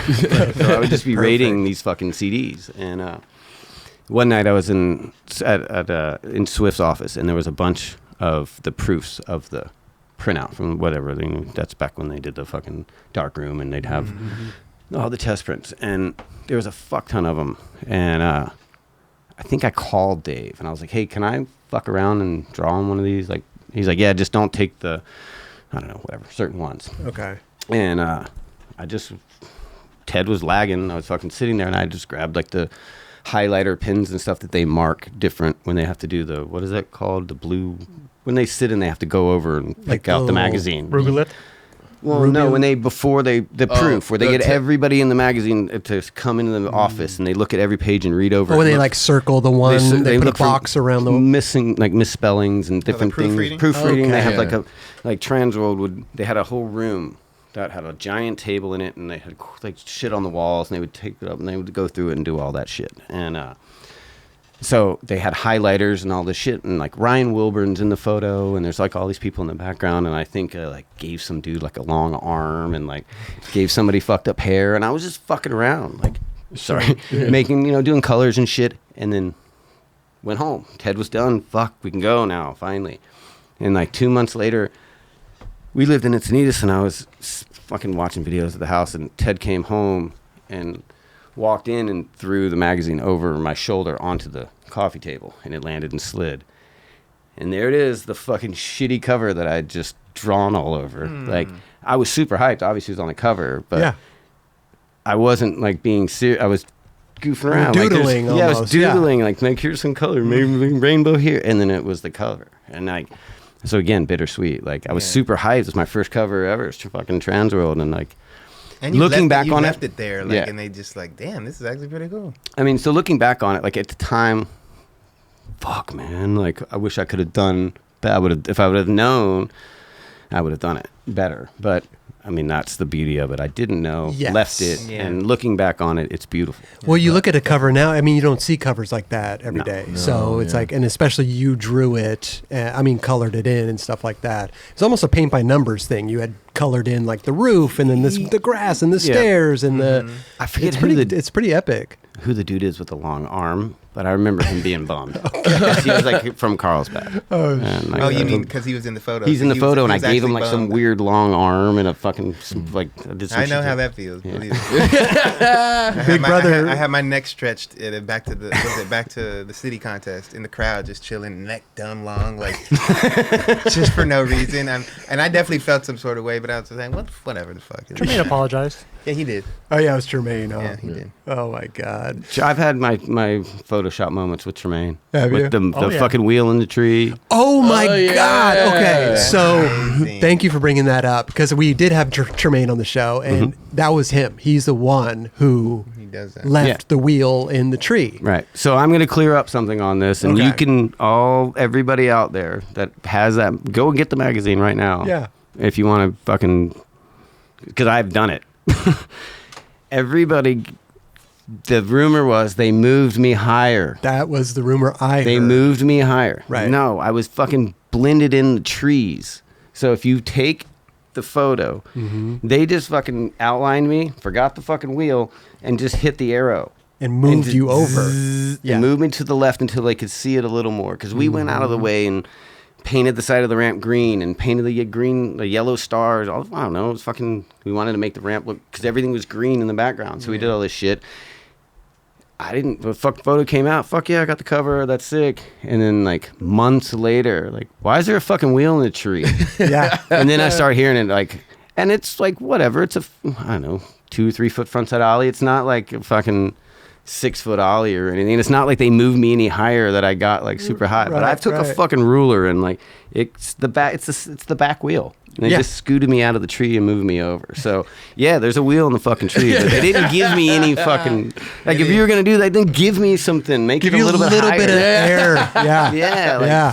Because that was a rumor I heard. I mean, like you look at it and everybody's like, "Oh, dude, they moved him up, so it looked like he was higher." Come on, man. Like, I'm not the most technical skateboarder. I'm not consistent. Like, but come on, don't do me like that. Like, you don't know how funny it is, because everybody that's been on the show that has been, I've been trying to get to the bottom of that, because everybody that's been on the show that's worked at Big Brother, I've asked them, like, did you do, who was the one? And then Tremaine finally, he fessed up to it. He was the one. He forgot the wheel in the tree, but he said, he just moved you over so that everything would be copacetic. Cohesive, I was fucking Big Brother. I didn't give a shit. It was all like that made it. That was fucking. I mean, I like it It was better. a perfect magazine for that. Exactly. It's an iconic cover now. Yeah. Yeah, I'm wondering how many people out there grabbing a ruler that have a magazine. They're gonna look at the fucking I didn't even ruler. think about grabbing the ruler. Oh, I've done it because I was the one getting shit on for nothing. I didn't do it. I just did the. Yeah, how are you getting shit on? His fault. How could it ever be my fault? But like that's everybody came to me. Why'd you move your ollie up higher?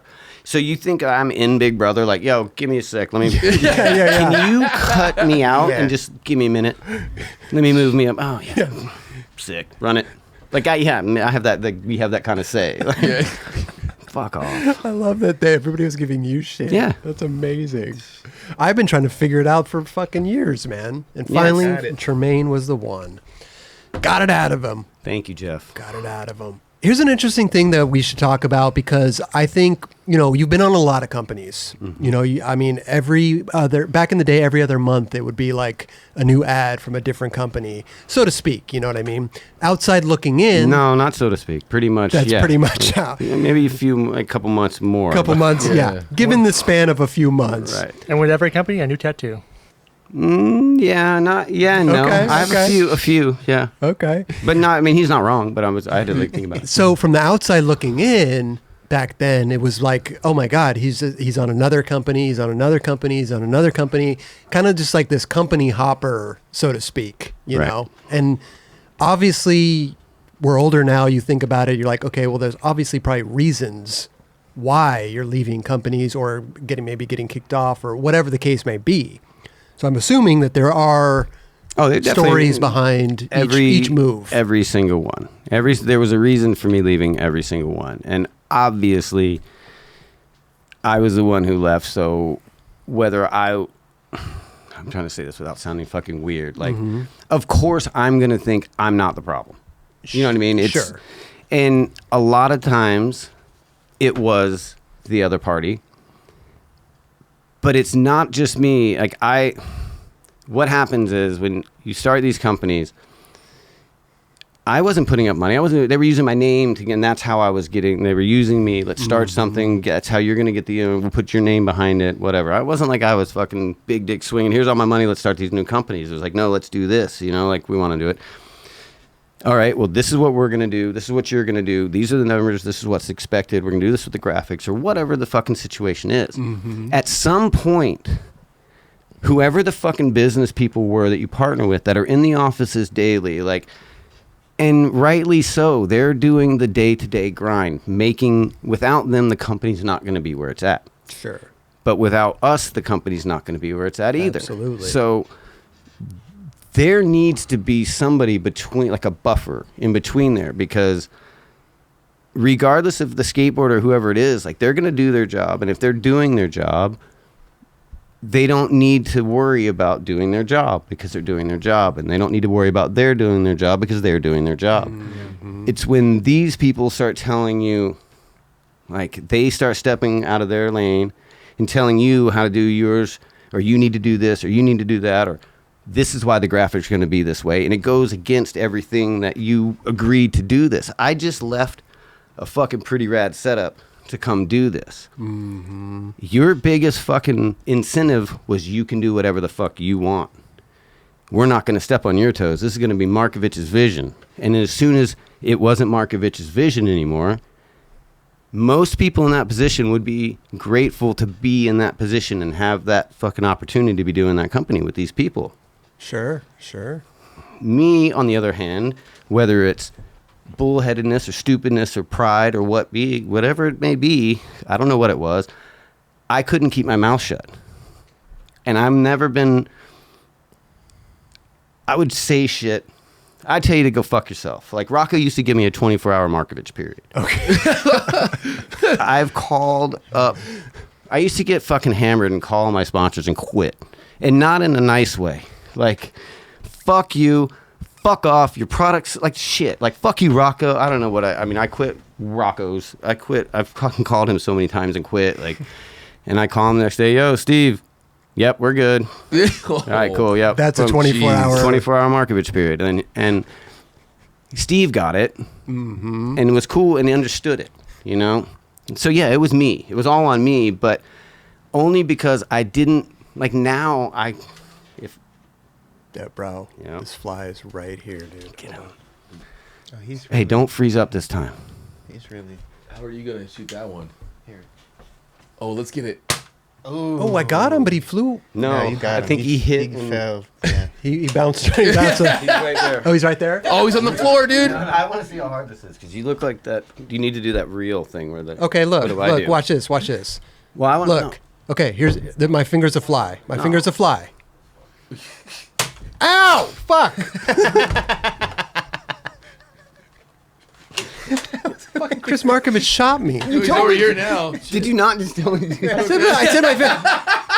I thought we were practicing. Oh my god! Now my tea's gonna taste like salt now. It needed to be done. Yeah, no, So the 24-hour Rocco, he's the one who gave me that. Right. He's the one.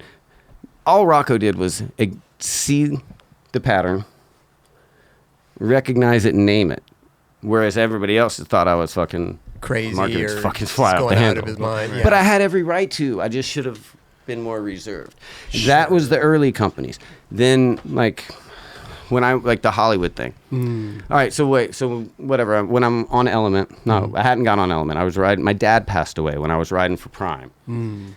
I just quit everybody. I quit skateboarding. My dad died. I fucking lost my shit. Like my dad was my fucking dude. Yeah. 23 years old. Dad dies. I have some fucking, I don't know. Like I just shut down. Quit skating. Like everything got put on me. Like I had to pay for my dad's funeral. I had to be the one. I had to be the man of the family. Fucking take care of everything. And I shut down, and I couldn't handle it.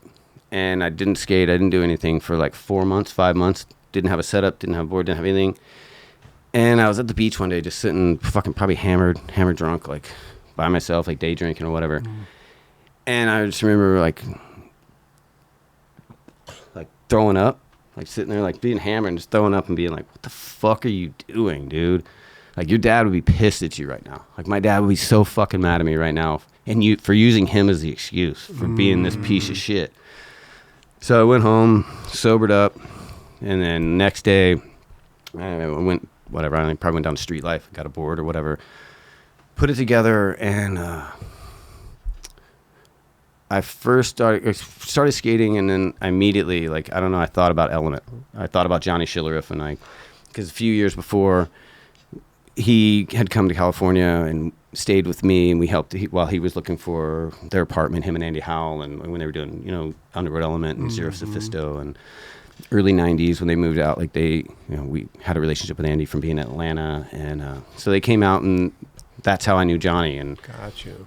He had kind of taken the reins of Element at the time, and it was already made the transition out of Underworld Element into the Giant, like Element at Giant. And I called him up, and I was like, asked him for some boards, and then he sent me a box of boards, and it was kind of like a let's talk to the team kind of thing. And I was like, well, let me just film some stuff so I can give you some footage, so I'm serious, because I kind of just did a Markovich fuck you guys and left when I left Prime. Okay, so this was Prime, and then I forget. Okay, I forget what the fucking truck and wheel company at the time and what it was. I don't fucking know. But I quit everybody, and then I called Johnny and asked him for some boards, and then I filmed a shit ton in a really short period of time, which ended up being my 4-wheel drive. Transworld? Maybe the Transworld part. Transworld part? Oh, shit. Yeah. Okay. Yeah, because the first half I'm riding world boards. Like there was a lot of the footage I'm riding world boards, and then the end of it you see me in Element, wearing Element stuff. So all that footage was my sponsor me tape to get on Element. Interesting. And then got on Element, and then Transworld video came out, and then I was on Element, and then Element so just leading on into that one of why I quit Element real quick. Yeah. At the time, that was me, Donnie, Tim, it was Crazy fucking team. stacked. Yeah. That team was awesome, dude. Yeah. Like we were in Europe, and I remember sitting we were all at a cafe and we were looking at the new Element ad that came out. And it was when the series graphics started, and it started looking a lot like Alien, and it was like starting to I at the time, and this is in no way am I talking bad on Johnny, because I think Johnny is a fucking genius. He is. And I didn't appreciate it at the time and didn't understand it, because I was just too young and too into me to see his vision of what he was doing. Got you. And I shot myself in the foot on one hand, but on the other hand, Like, the dudes know who they are, and they know the situation of what went down right before I left. Okay. And that's all I'm going to say.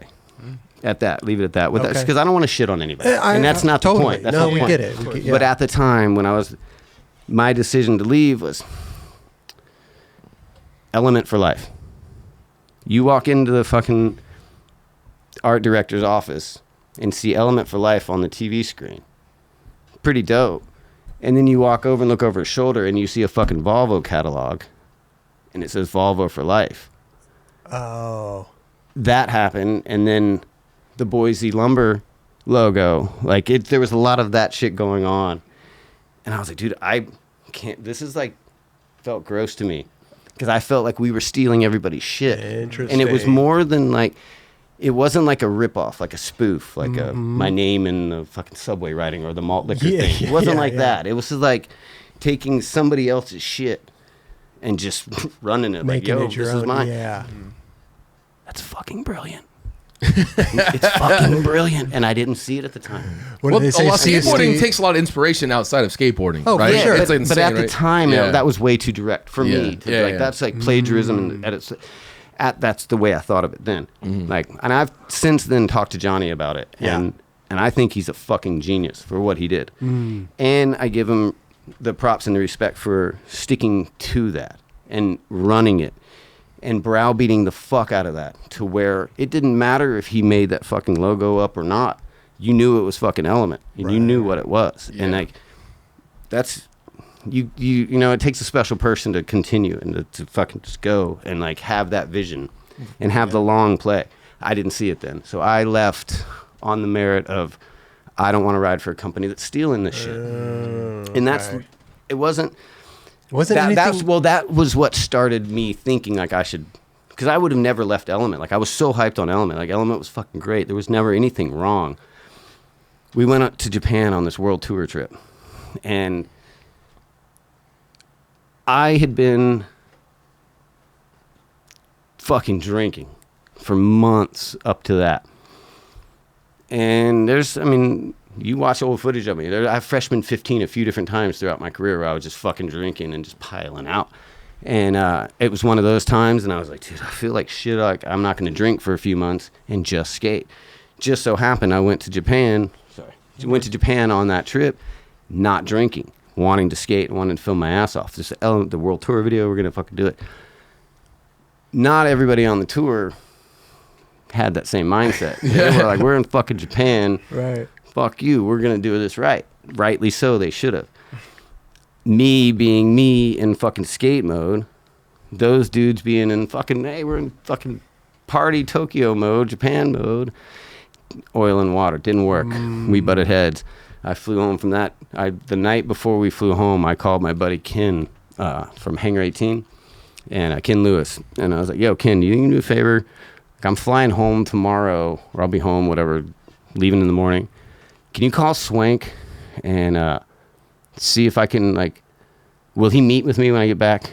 He's like, what's about? I'm like, fuck Element. Like, I want to ride for Foundation. Can you just ask him? Call Swank and ask him if I can ride for Foundation. Wow. I'll call you back in an hour. And I'm in fucking maybe Osaka at the time. I don't know where the fuck we were, but okay. Did you get back home and find a Foundation ad already ready back? Yeah. No, I went home. So I called back an hour later, and everybody's out partying. Like, I'm at the hotel, fucking calling to try to get on another sponsor, try to quit the team I'm on.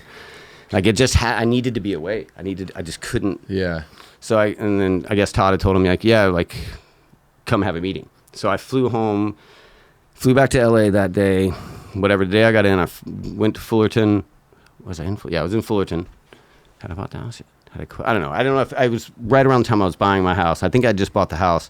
And what the fuck? This is one of those moments. Oh, the house. I mean, Foundation.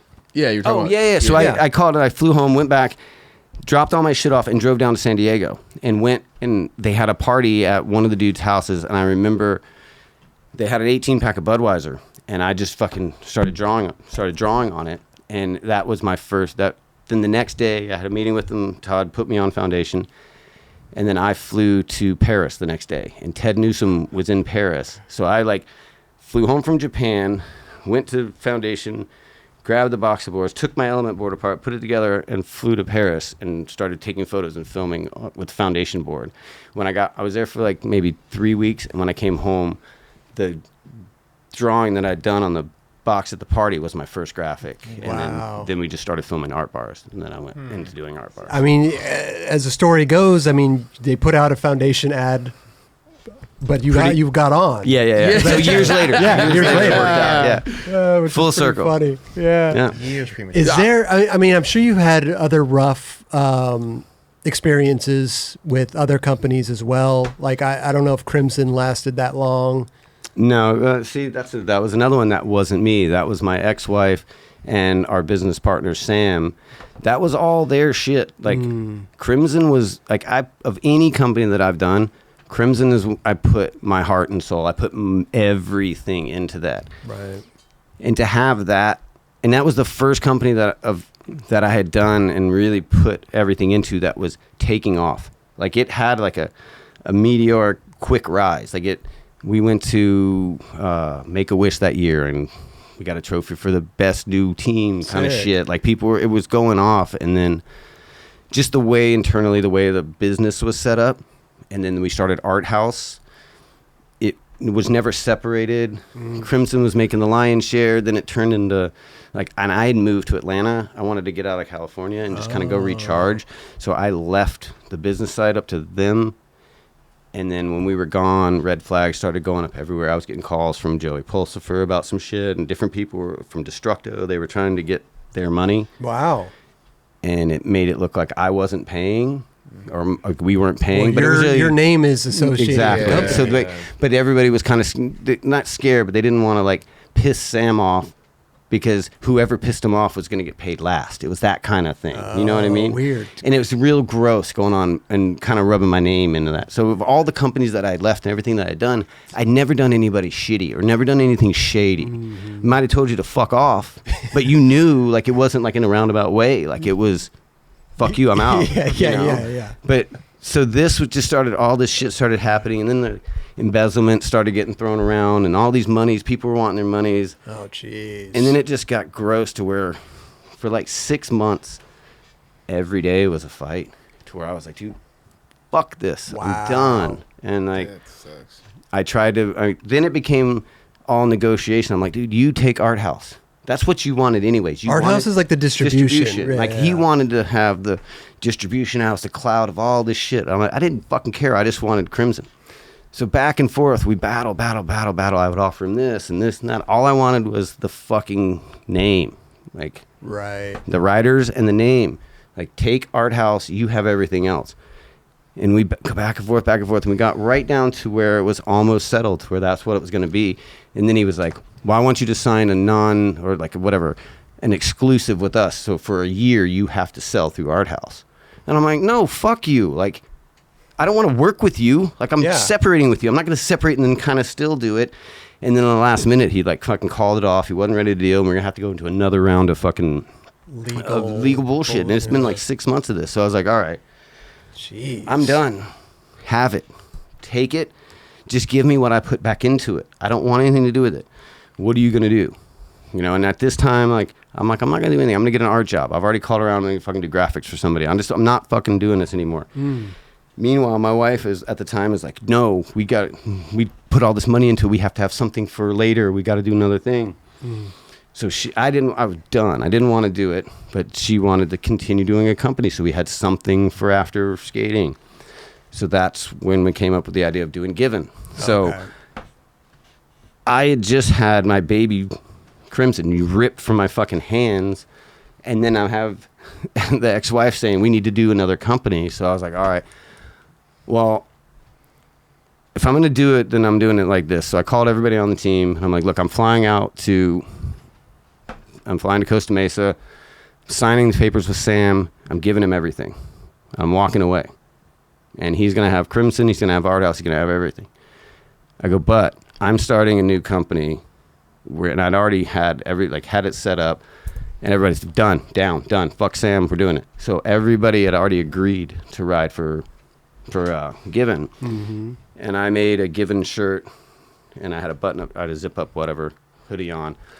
And we got to I signed the papers. He gave me checks, and I was leaving to go from our art house to the B of A to deposit them. Deposited like $36,000. They owed me like $75,000 in royalties, but I kept just put it back into the companies. Put it back in the company. Don't ever fucking do that. Get your money. Okay. But so I didn't get that. I just got my $36,000 or whatever that was put into it, and deposited it. Got the fucking deposit slip or whatever from my bank, and then sent a group text to everybody on the team. And the one thing I regret is not having somebody there with a camera on him. Oh, yeah. Because my buddy Blake said that when I left, like, Sam was like just a fucking kid in a candy store, like fucking running around doing all this shit. And then the phone started blowing up. Everybody called, and everybody on the team quit. And like, yeah, we're not. And Charlie, it sucked because Charlie Thomas is like, he had invested money into Art House, and like so he had a little bit of it. And he was in there, and he wanted his money back, so he stayed. And I fucking love Charlie, like he's the best dude ever. But that was the one dude I wanted to come with me, and I know that he had to stay and be a part of this shit show that remained that was Crimson afterwards. But yeah, so that's why I left there. Given I didn't, well, it's kind of like a last, like, fuck you. It was because I mean, I don't understand what and I don't know this guy. I don't know if he was a skater or not a skater or whatever, but I don't understand the thinking behind some of these people thinking that they could just cut ties with somebody and still have something. It's all about you. It was it's all about bold fucking it's all move. about the riders. You take away all that, they have nothing. They don't think that out. You have nothing. Yeah. No, and again, it goes back to the sense of entitlement, which is understood because they're in there the day-to-days. They're making the fucking phone calls. They're doing the legwork. Mm-hmm. Yeah. So they do have like this sense of like, we did this. So they have this sense of ownership to it. So I get it. I can give them that. Sure. It's not right when they overstep their bounds, and with him, he just ultimately I was fucked because of the way it was set up. If it was separated properly in the beginning when Art House was made, then that split would have been easier. But it was just so convoluted, too much going on, and then there was too much personal shit too much shit had been said.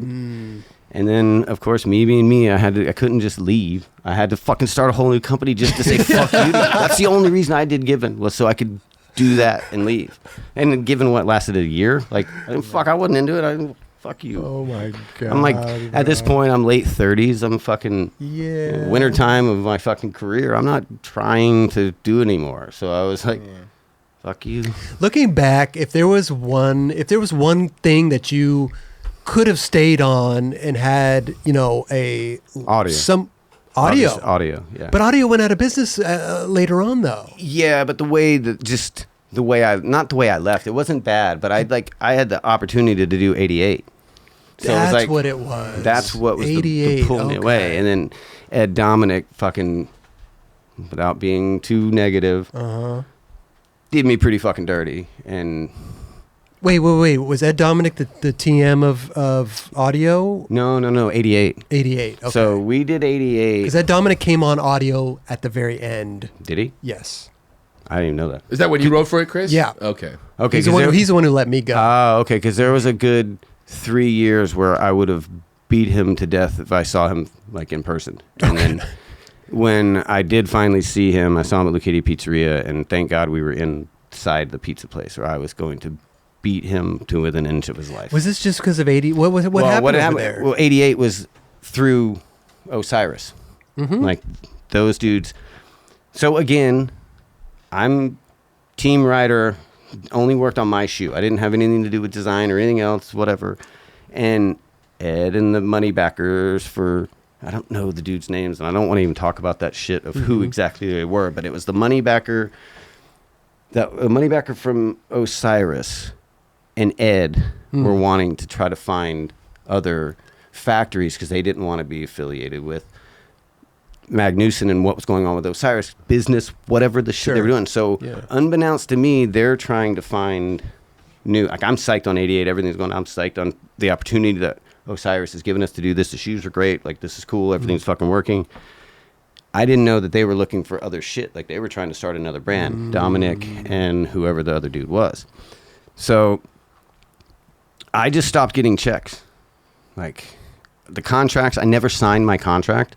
I never got a contract to sign. It was all this new, it was already, we were going to get contracts. Okay. But the company just started and got going real quick, and it was already out there and going, and I didn't have contracts. So like maybe 8 months into it, a year into it, I just stopped getting my paycheck. Ed stopped returning my phone calls, all this shit, and the next thing I know, Vox is starting.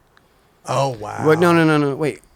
Ed just stopped paying me, and then I was like, fuck you. I can't remember. I wasn't a part of it because I wasn't in the 88 video. Like, they came out with the video after I quit. But they were looking for shit.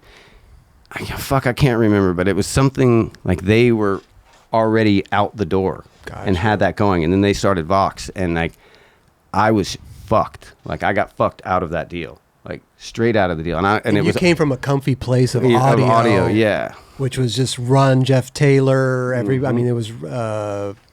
It was great. It was Audio was amazing. Yeah. Wasn't that kind of sketchy to go away from that and go to a company with no contract? Well, no, because it was.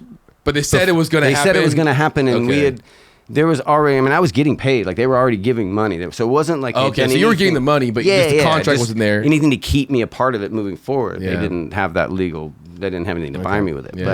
And there's some time in there. Like I just know for a long time I wanted to fucking kill that dude, and then I just didn't care anymore, and I ran into him, and it was fine and whatever. But I know emotions run high. That was stuff because like you trusted somebody to take care of you when you're leaving this nest egg over here. I mean that's the fucked up thing about skateboarding is when you're in a comfortable position, comfortable place. Like it's shady as fuck to dangle that carrot, and skateboarding is. I don't know if it still is. Like nobody's dangling shit in front of me now, so I don't know.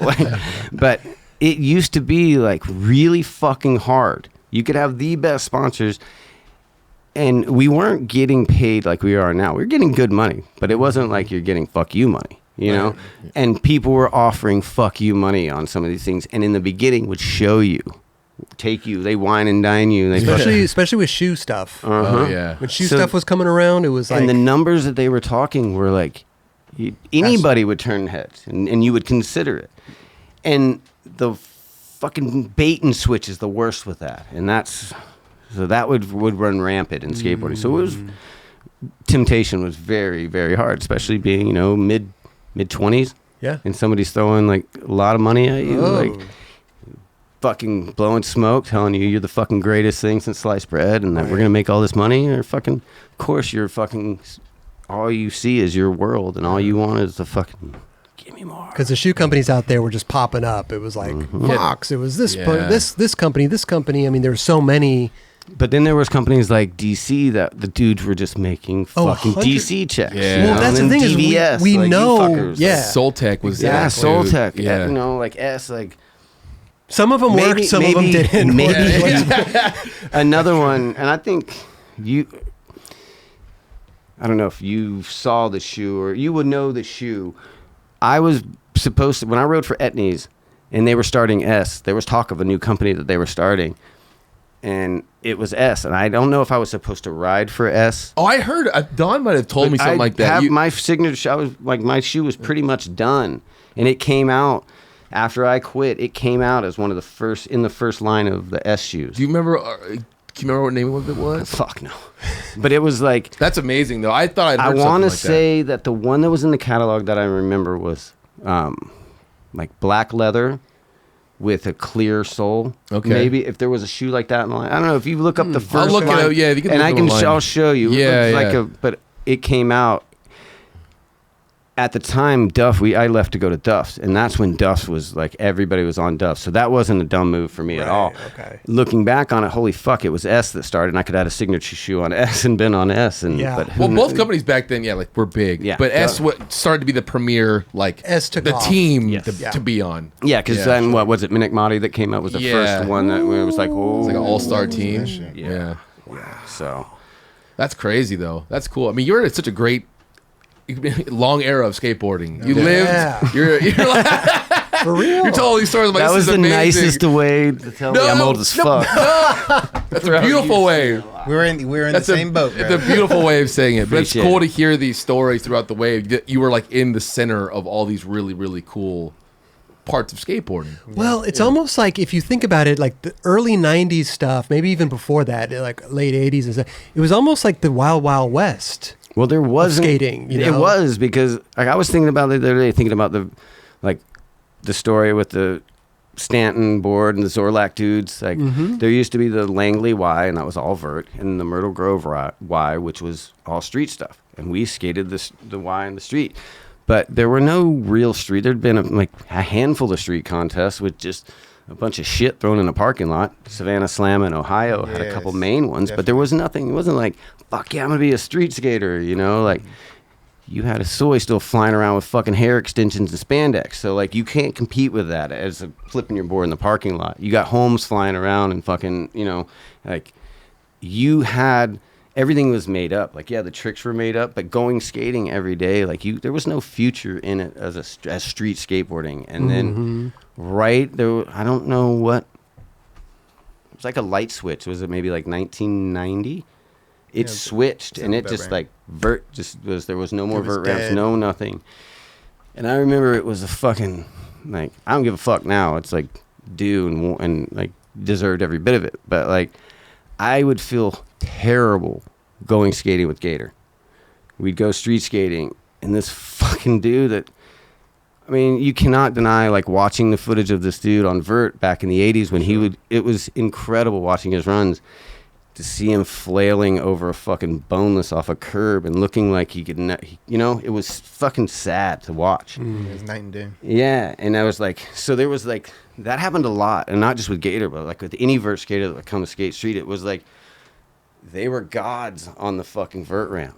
And then you see them, and like, I watched every one of the every video has these dudes, and now I'm in California, and I'm doing, what I was doing was imitating them on vert, trying to do what they do on street, because there was no vert ramps. Right.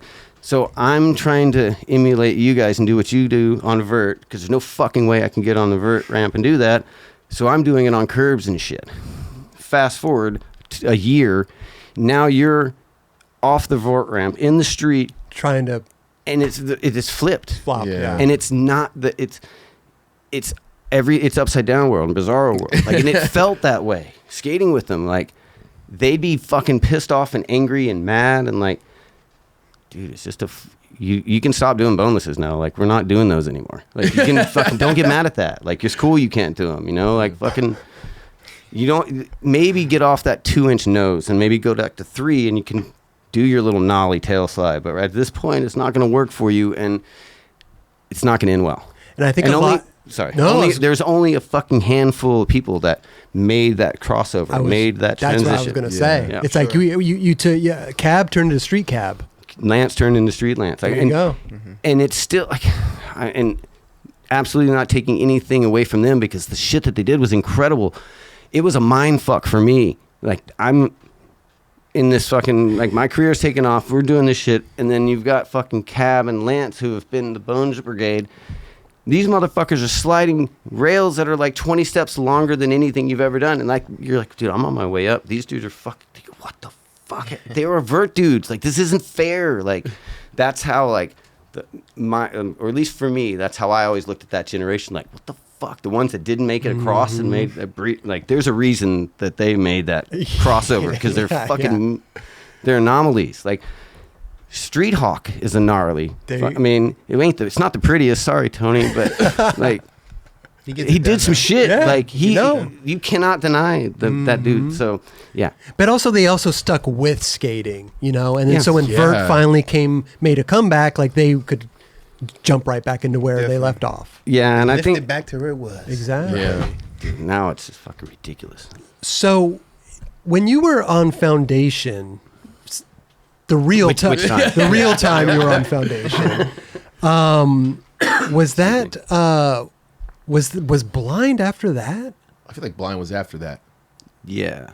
It was later on. Yeah, right? Yeah. So what was the Trust me, you're not the only one who doesn't know their own careers when they sit down in that chair. Trust me, it gets a little tricky. It's tricky. Yeah, no, wait, because I left Hollywood and then I wrote for Blind. Yeah, because I was on Foundation, to Hollywood, then Hollywood, and then to Blind. then Blind. Yeah. Okay. So we'll just kind of get right back into the getting on Foundation from Japan leads into me so that story going right into Hollywood. Because Hollywood was under Tomieto also. Right. So I got on the Foundation and we immediately started filming for the Art Bars video. Got you. And we went on tours.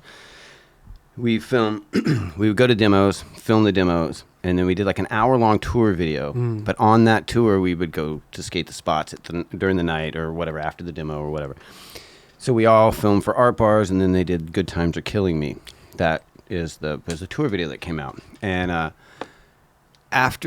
while we were filming that video, I was friends with Richie Belton, James Atkins, like Ragdoll, all those dudes, Lizard King, like, and they were all kind of in limbo a little bit, not really riding. Some were still AMs, like but I had all these dudes that I was around. At the time I was on Foundation, it was sort of like you were in a band. You know what I mean? Like, and me and Strubing didn't fit in the band. You know what I mean? Okay. We were like, it was like a fucking, I don't know. I loved all those dudes. It wasn't anything like personality wise, but when you just see everybody together, it was like, you could definitely see the two dudes that didn't really kind of. The two sore thumbs. Yeah. Like we didn't really fit the vibe, but that's what was cool about Foundation is it worked and the video came out and it was awesome. But so I didn't leave. I left Foundation to start Hollywood, so I didn't have to leave Tomieto.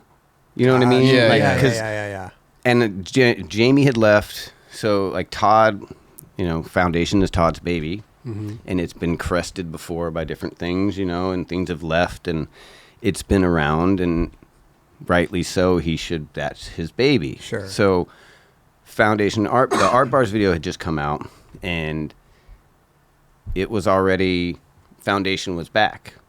And I approached him to start, I was like, dude, I've got this idea.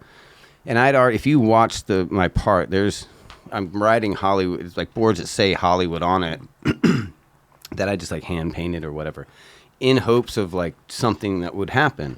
And Todd wasn't wanting to hear anything. Like I just got on the team like maybe a year, 8 months before, a year before. Now you want to start your own company. Yeah. But I had all these dudes around me and I was like, Todd, we should do this. Let's do something here. I love Tomieto and Foundation. I don't want to quit, but I don't want to miss this opportunity. Like we could do something really cool. And he wasn't having it. He did not want to do it. And I'm like, look, why don't you own, so you're scared of me leaving. You don't want it. You don't want me to do what Jamie did, basically. You don't want me to take it from you, and leave. Like, so you have all the ownership. You talking about Jamie for like Zero? Yeah. Okay. Jamie had already left with Zero. Okay. Yeah. So he was fucking gun shy. He didn't want to do that. He didn't want to get it taken from him. So I'm like, dude, I don't want to own it. Like you own the whole thing. Just let me be the creative director or whatever. Come up with some way to pay me. Like, since I'm not getting ownership of it, I'm doing all the fucking work. Like, give me, break me off a little for that, and then pay me as a normal rider. Okay. And so I worked and he finally agreed, and we did it. We set it up, and I worked really close with Nilo, the production artist for Tomieto, and she killed it. Like, any idea I have, she was a perfect conduit to make it happen. Like, she just got it, and like that's why she was. I mean, everybody would give ideas, and then we'd give it to her, and she would bring it to life. And without her, Hollywood wouldn't have been what it was. So it was like my ideas, give it to her, and it turned it into Hollywood, and it fucking took off. Like, we had a fucking video, we came out, and it was fucking fun. We just did what we wanted. And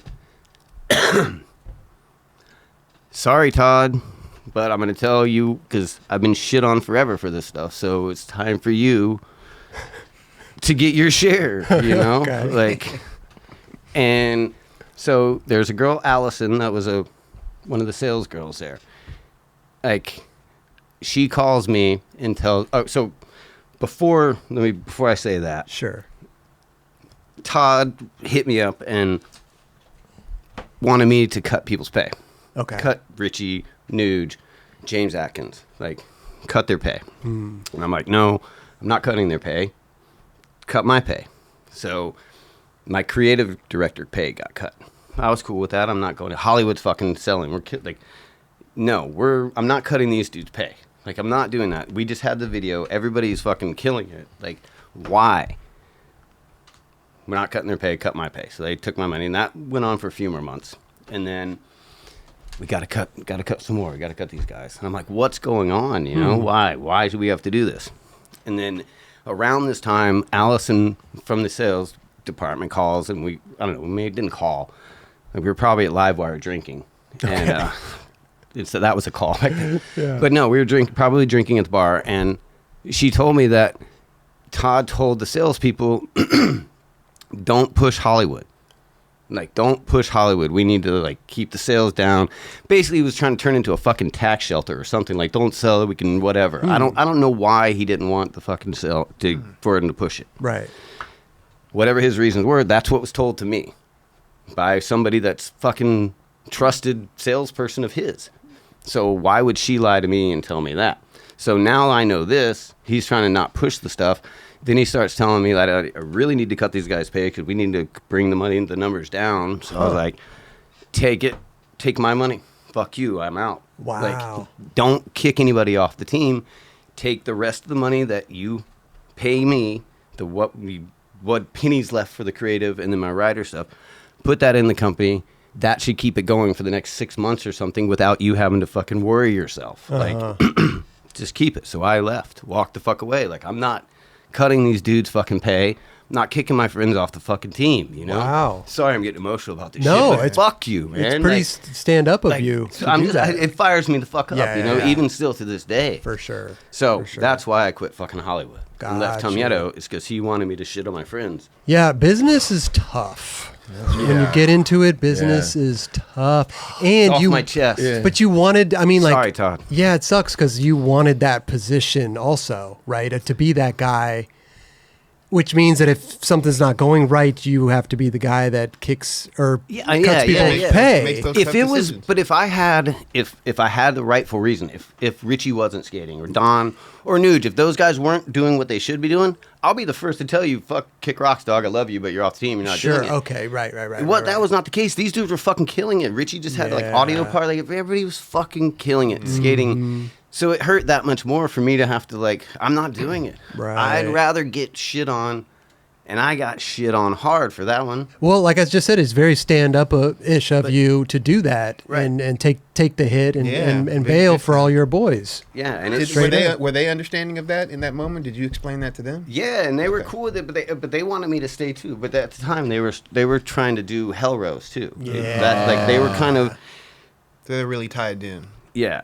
And they did go and do that, right? They did. Yeah. Well, after you left, it was probably. But see, I didn't just leave them hanging. Business is a bitch. Yeah. Wow. So board companies is tough, man. Like just. I think product in general is tough. In general. I mean, you got to put if it's selling, it's different. You know what I mean? But start up a new company, it's just I don't know, man. It's tough. You know. Yeah. And then why? Yeah, and then why? So what happened with Blind though? Because at the time, Blind.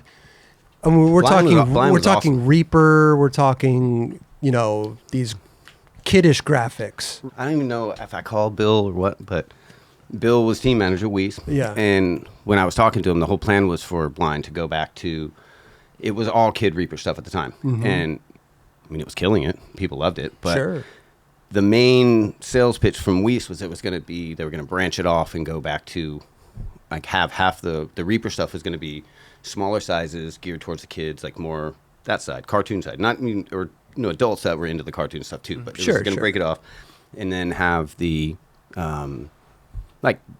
throwback to Mark stuff, the crayon graphic, original Blind. Mark McKee, or Mark Gonzalez. Yeah. I'm sorry. Old I'm sorry, Mark Gonzalez. Yeah, the old Gons Blind back then. And that's when, Corey Shepard, he was doing his own graphics and I did my own graphic and we kind of started going that route, and it was awesome. We filmed What If, and then right after What If, I just kept having Reaper graphics come out. I'm like, dude, I don't want Reaper graphics. Bill. And then after the video, they were wanting to go right back into filming. I'm like, whoa, we just let's chill. We just had the video. I want to chill. And then I think I had another board came out that was a Reaper, and I was like, oh man, I don't want to film and I don't want another thing, so let's just kind of, I'm not going to ride for it anymore. Like, it's not what I signed up for. Sure. And I don't want to go into another video like that hard right away again. Because What If was a big video. I mean, it came out, it was good. And I only had like 6 months to film for that because I came off of MCL surgery. Like, that was my first knee surgery. Like, I think, was I on blind when I got hurt? No, no. This was later. That was my ACL. So I've had 2 knee surgeries that were apart. It was my second knee surgery, my ACL. Damn. But yeah, I ended up and it wasn't anything negative. It wasn't like that's why I'm just kind of like, Because Bill and I told Bill, and I mean, Bill used to ride for T-Bags back in the day. So I've known Bill since, like I said, when I was 17. Like, For days. So it wasn't going to be any kind of a blowout. Like, I just sat down with Bill. We talked about it. I told him, and we left. We're friends to this day. Like, it's nothing bad. Bill's awesome. Yeah, he's a great dude. He's the best dude. And those dudes at Dwindle, like, they were awesome. Like, I don't have a bad thing to say about any of those dudes. You know, that was one that was a cool one. Like, yeah, they understood. I think for a company, it's hard to break what's working. Yeah. You know what I mean? And like go another direction or even split it in half for that matter. It's like we're killing it right now with this shit, you know? Again, it makes sense, but it wasn't you. But not even so much that. It wasn't what was presented to me. It wasn't why I got onto the team. Right. You know, and it just never, it was always, they did let us do the graphics, but then it should have been that way, but I get it. Yeah. The Reapers sell, so... You know, but and it wasn't like I was getting fuck you checks. It wasn't during the heyday or anything like. Yeah. But it was still like whatever, good pay, good money for sure. Man, it's crazy that you've had a wild ride in this industry, wild ride. But I feel like you have stood by what you believe in, what you're all about, what you represent, and you've taken that to heart and you've stood by it. For better or for worse, yeah. Yeah. Which, I mean, a lot of people maybe wouldn't do, you know? Like, a lot of people see some money in front of them and stick with what is going to pay them. I mean, the smart play for me would have probably been shut the fuck up, keep your mouth shut, Kris, and, and just don't do you. Don't do you. Yeah. That's really good. So, like, I should have done that, guaranteed. I'm the reason for 90% of my fucking hardship. But well, you said it before. Audio was the worst decision you've ever made. But well, it just sucks. Like, fucking everybody. It's Chris Miller. I know. And fucking Jeff Taylor. Like, those dudes. They're the best. So yeah, I'm a fucking idiot. Whatever. But shoe company wise, if you could look back on board company wise, was there a board company that you should have just been like, this is my shit, this is my home? Element. Yeah, those fucks got paid when they sold it. Typical Markovich fashion. Let me leave right before I should. Like, if I'd have stayed a little longer, but did the riders get paid out? Some dudes got some cash from that, and not even like paid out. Like, they got chunks from the sale. Element went from when they got bought out, like, it went even bigger. They were board sales went up. They were everywhere. So of course they got paid out. The BAM era. Yeah. BAM era. Stuff. Like, I could have been during that. I mean, you couldn't go to a skate park without seeing a Hardigram board somewhere. Exactly. Like, everywhere. He was selling like 20,000 plus boards a month. So you don't think that the dudes that had boards around with them, sure they didn't get some sympathy sales? Or like sure. just sales with it? Dude, they opened up a shop in Times Square, for Christ's sakes. So I left before that. That was like, very ballsy. But isn't that crazy? They could sell some BAM shit. That's for Dude. sure. I want to ask something. Do you think that all these decisions you made from company to company, were they reactions that were immediate? Like, did you sit down and think about it? Yeah. Okay. There were never. Obviously there were some didn't make it back from the 24-hour Markovich period. Because I quit and some of those stuck, and not everybody was as forgiving as Steve, but yeah. Yeah, I don't know. Just like, I was just interested because some people, when they make decisions, you know. Yeah, no. Most of the time, I would. Because it wasn't like I would usually give them the benefit of the doubt, and then something else would happen. Like with Swing, you know, cut my pay, and then it got cut, you know, and then they told them not to sell it. So there was like, it wasn't like a fucking whip crack. Yeah, I do have a fucking temper, but I can keep it at bay, you know, and not. Let me rewind that. I can't keep it at bay. Like, I couldn't at the time, you know, and I would lose my shit, but it was led up to. It was never just a fucking instant and then they stayed. Like I had thought about You had it. something happened. You thought on and it. Something else happened. You're like, okay. I always had, I didn't have an exit plan on the Hollywood. I didn't know where I was going next on that one. I was just like, fuck, take it, Todd. Fuck it, I'm out. And then that's when I think I just called Weiss, and then that's how that happened. It was just a phone call, and then, but yeah, I usually had a plan and knew where at least something going on. So to have forethought of that, I definitely had been thinking about it. Right. And that, I mean, I don't know how long that time is, but I do know if I thought that there was an exit or somewhere to go, then I definitely thought about it. Yeah, for sure. And but now you got a board sponsor. Yes. The name, I don't want to mispronounce it. Techni. Techni. I was waiting. I wanted. You wanted me to mispronounce it. Well, I heard you on when David Reyes was on. Yeah. I heard you have a problem, like a hard time. I have a problem. Listen, he has a problem saying a lot of things. I have a problem. This is true. Techni. Yes. So what's Techni all about? Tell us about what's going on over there. So Techni is an art-based company, and in 2018, I got approached by them to do art for them, and they hit me up, and I hadn't heard of them, but at the time, I didn't equate that too much because I had been out of skating. I hadn't been following skating, and then I just got I don't know even if it was a random email or if it was through social media or whatnot, but. Was it after Blind that you kind of just took a leave of absence, we should say, for skating? Was that after Blind? Blind What If was in 2005. 2005 was What If, and then I left Blind, and then that's when I tore my ACL, whatever, the second one, and then that's how Crimson started. That's when Crimson started, because I was hurt. Now we're talking. And then it goes to Crimson. Got you. Got the timeline. Okay. So we're kind of in. Yes. Jump back into it. So after Crimson and whatever, that's when was that Blind? Did we just go through this whole? Yeah, we just fucking forgetting. Yeah, Jesus Christ. So yeah, after that, after Blind, who did I write for? I don't think I really wrote for anybody. Well, that's what I was gonna say. No, we started. Because you said you took a hiatus. You didn't skate for. I mean, you didn't skate for anybody. And then I got on. That's when I got on. We started Crimson, and then the Given stuff happened. After Given is when I kind of just didn't have anybody, and that was a slow. There we go. Fade up into Got obscurity. you. Okay. Got you. Given. Were you skating during this time in obscurity? Yeah. You were okay. Yeah, but you were just kind of done with the industry. Yeah, I was done. At that time, Ergo kicked me off. I was too old. Now that was thrown in there when I got kicked off.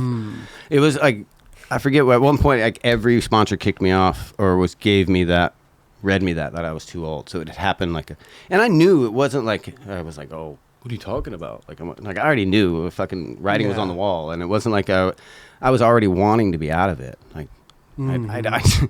I'd just been shit on of company after company after company. I got my dick kicked in the dirt for years, right, and just kept going, it's nothing, and that fucking takes a toll on you. Oh my god. And that was the slow fade into obscurity was fucked. Really? Yeah. It was fucked. Yeah. I'm sure it could play havoc on your mind as well. I mean, totally. I mean, I felt like I was a child. I didn't know what to do. For years, I fucking worked my ass off on my skateboard. I worked my ass off on artwork, marketing for all these companies. I built this crazy foundation, but I had the companies promoting me and pushing me out. I can't talk about myself. I don't do that. I've never been that dude. I ride my skateboard. If you like the way what I do on my skateboard, that's what talks. I'm not going to be yo, check me out, check my shit. I've never been that dude. That's gross. Fuck you. I'm not doing that. Let the skating do the talking. Yeah. And so when it came down to, I didn't have any sponsors. All I have is my art. I had to figure out how to talk about my art and how to, I had a hard time even saying I was an artist. Yeah. And definitely didn't have the confidence to I barely had the confidence to put my art out there for people to see. It's just fucking crayon faces. It's not like I'm doing anything that's fucking groundbreaking. I know this shit. I'm the one that's doing it. I'm trying to fucking fake it till you know what I mean? I don't know what I'm doing. I'm just fucking coloring. I'm a fucking kid coloring that started coloring when I was in elementary school. Yeah. That started riding skateboards. That took me, I've never had a fucking job, you know? Yeah. Right. I've only ridden skateboards and I learned that way, you know, and I drew and I fucking, so now what do? I'm fucking 40 years old, 38, 39, 40 years old. Yeah, now I've got to go talk about myself and tell everybody how fucking great I am and how awesome it wasn't easy. Like I felt I couldn't do it. I felt crippled. And all I wanted, if I just had like, not even a sponsor, but like somebody to like a homie that knew what I was going through to be like, yo, you got this shit, dog. Do it. Yeah. I didn't have that. So I just went deeper and deeper and Spiral. deeper, just later.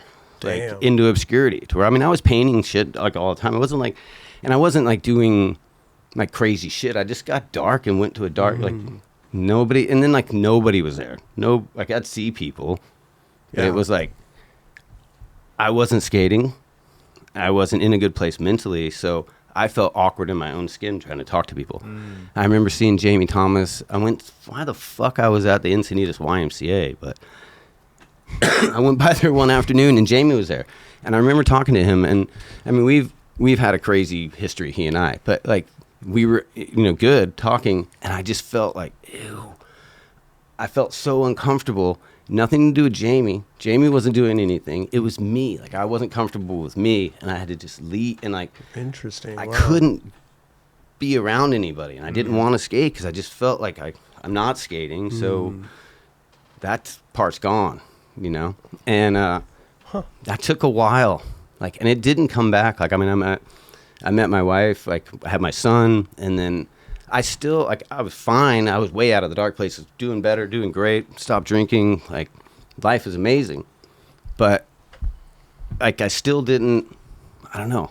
I wasn't comfortable around, like, I wouldn't go to a contest. Like, we went to Vans in Huntington right after Ransom was born.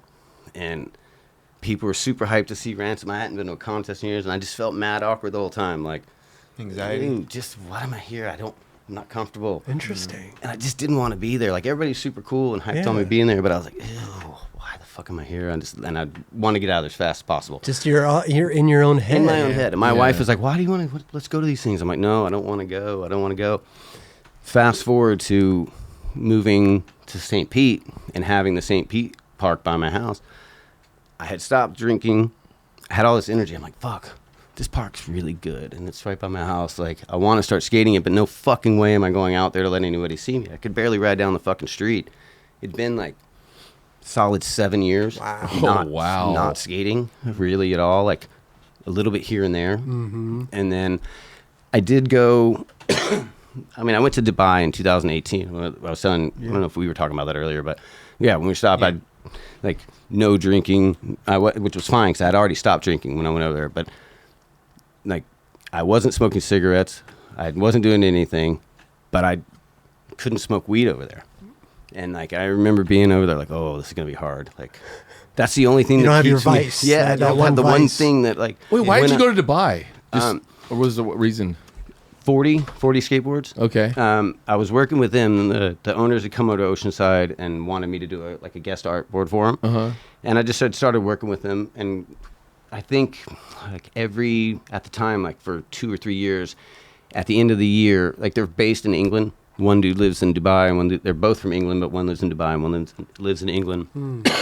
And I guess it's only 8 hours from England to Dubai. So every year they would have like a year-end party. And just bring the whole team and do all this stuff. And they ended up they were having that party, and one of the dudes, Mike, ended up lining up, I painted a mural in a roller rink. That was like this weird roller rink skate park that they were building. So they kind of lumped the two trips together. So I went to paint a mural and then also go film, like, and hang out in the desert for their year-end party for Friday. Wow. Yeah. Dude, I fucking awesome. Who was it? I want to say it was Jose Rojo, but didn't someone see you randomly at a skate park out there? Who was that? Oh, that was Jimmy Gurecki. Jimmy Gurecki. That's what it was. Yeah, I don't know. Yeah. Dude, that was fucking wild. Like, I was sitting at this park, and I want to say there was a bunch of Thai dancers in the background, maybe. Like it's ghost to ghost. Like if you look on YouTube, like 40 skateboards ghost to ghost, and it's in there. But like I'm sitting at the skate park, wildness is going on. I'm in Dubai, like bugging the fuck out, and here comes Jimmy Garecki, just walks by. And I was like, so tight. And I think I was like, Jimmy Garecki? And I like said it out. Like I might have just said like it you out. saw a we ghost. We both, and we're Like, have you guys ever met each other before? Yeah, I believe so, but never like hung out and skate. I mean, we'd skate events and we knew each other. Like, knew who we were, but it wasn't like we fucking had each other's number and we were hanging out. So random. Yeah, it was fucking amazing. I love that. That's tight, I dude. llike that. Yeah, it was good. I think Jimmy told me that, and I was like, what? That is probably the randomest thing for both of you. Dude, it was wild. It's like, is that Kris Markovich? Both of us Is that probably Jimmy Garecki? at the same time wondering what the fuck we're doing in Dubai. Like, what are we doing What was here? he And doing then out there at the time? I think his lady was maybe singing, doing that. Oh, We're working, shit. yeah, and he, the concert or something. Performing. Yeah. Yeah. That's awesome. So when was the point when you really got more comfortable and started skating that park? That maybe you- like 3 or 4 months. So we moved to St. Pete, and like I dug out this curb on the side of my house, Okay. and like whatever, sauced it up, waxed it up, like got it super fucked. Ground sucked, but the curb went. Sick. It was a good one. Yeah. You would have been proud. Oh yeah. And so every day from like 6:30, because it was hot as fuck. I moved there in June, so like 6:30 till dark. I would do really bad slappies and fall in the sand and like try to skate flat ground, and like slowly but surely baby stepped it. And like at this point when I was making the decision that I wanted to skate and see the park, I didn't want my son was getting to the age to where he knows what's going on. He knows what's up. And I wanted him to see me and see his dad at least be able to do what I've done my whole life and why I'm where I'm at, wherever I'm at, but what I am. Like, I wanted him to be able to see his dad be able to do it to some level. That's awesome. You know? And I just pushed through the embarrassment and shit. And then I went to the park, and honestly, the park is great. And I always give it, like, I always attribute the park being the reason why. But it is my wife and my son. But the main, like, real main reason is the fucking dudes that I've met. Like, they're the raddest dudes. Like, that's what keeps me going back. Yeah. Like, That's dope. we have these early morning sessions. Like, I met the raddest dudes. They've like there's these guys that do this company called Motor Lobby. Like, all those dudes rip. Like, it makes it fun to go to the park. Right. Like, Jay from Anchor, like the owner of Anchor, he still skates. Like, it's just cool. Like, I don't have any more shady people in my life. That's good. During that dark period, there was a lot of shadiness. It just tracked it. You attract it. Manifested almost. Yeah. So when we got to St. Pete, like, our couch fit, if that makes sense. We had this really wide couch that never fit anywhere, and we'd always have to have it split. Okay. We moved into our house, and it fit perfect and had, like, just kisses on each side. And we're like, oh, this works. Like, this place is going to be sick. And then everybody we met, my wife, when we got married down there, she's been a hairdresser for fucking ever, but never really been pampered. So for our wedding, she went on, like, did a bunch of research on the salons in St. Pete and found this salon called Blonde. Went in, I'm getting my extensions done for my hair for my wedding, whatever. So she goes in, it's her treat. She's never done it. Just so happens, the owner Katie, her husband Alex skates the park. I'd already skated the park with him. She got to talking with the owner, and we're like, what does your husband do? Oh, he's a pro skateboarder. My husband was saying that there's a pro skateboarder new in town. Happened to be me. We had already skated. Fast forward a few months, Renee gets a job. She's been working there now. So, like, that just worked. Small world. Scott Conklin. Yes. Scott Conklin, Lance Conklin, Bo Turner, like, they're all there. Like, they're the best dudes ever. Yeah. So, like, I have good people. I went to St. Pete and I have good people in my life, you know. I ride for a great shop. Like, it's just awesome. I love that. Bro, it sounds like you're in the best place. And plus the Instagram stuff you're posting now is like, I'm just like, when I see these things, I'm like, this dude is Dude, he's still got it. He's going fast as fuck. When I'm not hurting, I can kind of pull some shit out still. But Dude, you're killing it, bro. Yeah, I appreciate the it. backside 360 nose blunt that you were doing on like the pyramid thing. I think we talked about it in our experience show. Yeah. For sure. The 270 nose one. Yeah. Amazing. But it's always, man, it helps so much with who you're around, your environment, you know. Completely. Like there's this guy Buck. His handle's like Snow Goose if you look him up. Like he's like the sickest filmer. And then like iPhone sick, you're there. Like whenever he's there, I get hyped. I want to skate. Like, he makes me get hyped to skate. My buddy Ricky Roberts, like fucking he'll battle a trick forever and won't stop. And like if he's filming you, you aren't gonna stop because you know he wouldn't stop. So like he pushes you to do stuff. Evan filming with that dude, like he's the dude that's like I could be nowhere near coming close to making it. I'm not making. In my head, I'm like, oh, fuck, dude, I'm not making this. My board, I'm supposed to be over there. My board's over there. He's like, dude, you got it. You got it. Yeah. I'm like, I'm glad you're confident because I don't. And then it gets me past that. It gets me out of my head, and I go. So it's just, I don't have people that want anything from me. They just want to skate and have fun, and like that's who I should attribute this the majority of it is the good people of St. Petersburg that I've met and that have welcomed me. I think it's a very important too, because like I think being a pro skateboarder in the very height of your career and whatnot, like the people that come into your lives, like I think probably even celebrities go through this. It's like you start questioning, like, what is this does this person have some motives? Like, why is this person friends with me? Like, I don't know. You start to question who's coming in and out and for what reasons. Oh yeah, I mean there's always those dudes around that you're always like what's going on. But I mean it takes time to feel them out and see what they're really about, you know. For sure. But it's not like I ever had anybody that was like trying to do anything overly trying to really get over on me. You know what I mean? I never wasn't like that. But you experience people coming in because they want something. Whether it's a free board, whether it's wheels, whether it's whatever. But they're coming at you because you're Kris Markovich. Right. You know. Well, it's so weird because they're the ones that you're biggest fans, but they're the ones that also want you to give them a discount and hook them up. Which confuses the shit out of me. I know, right?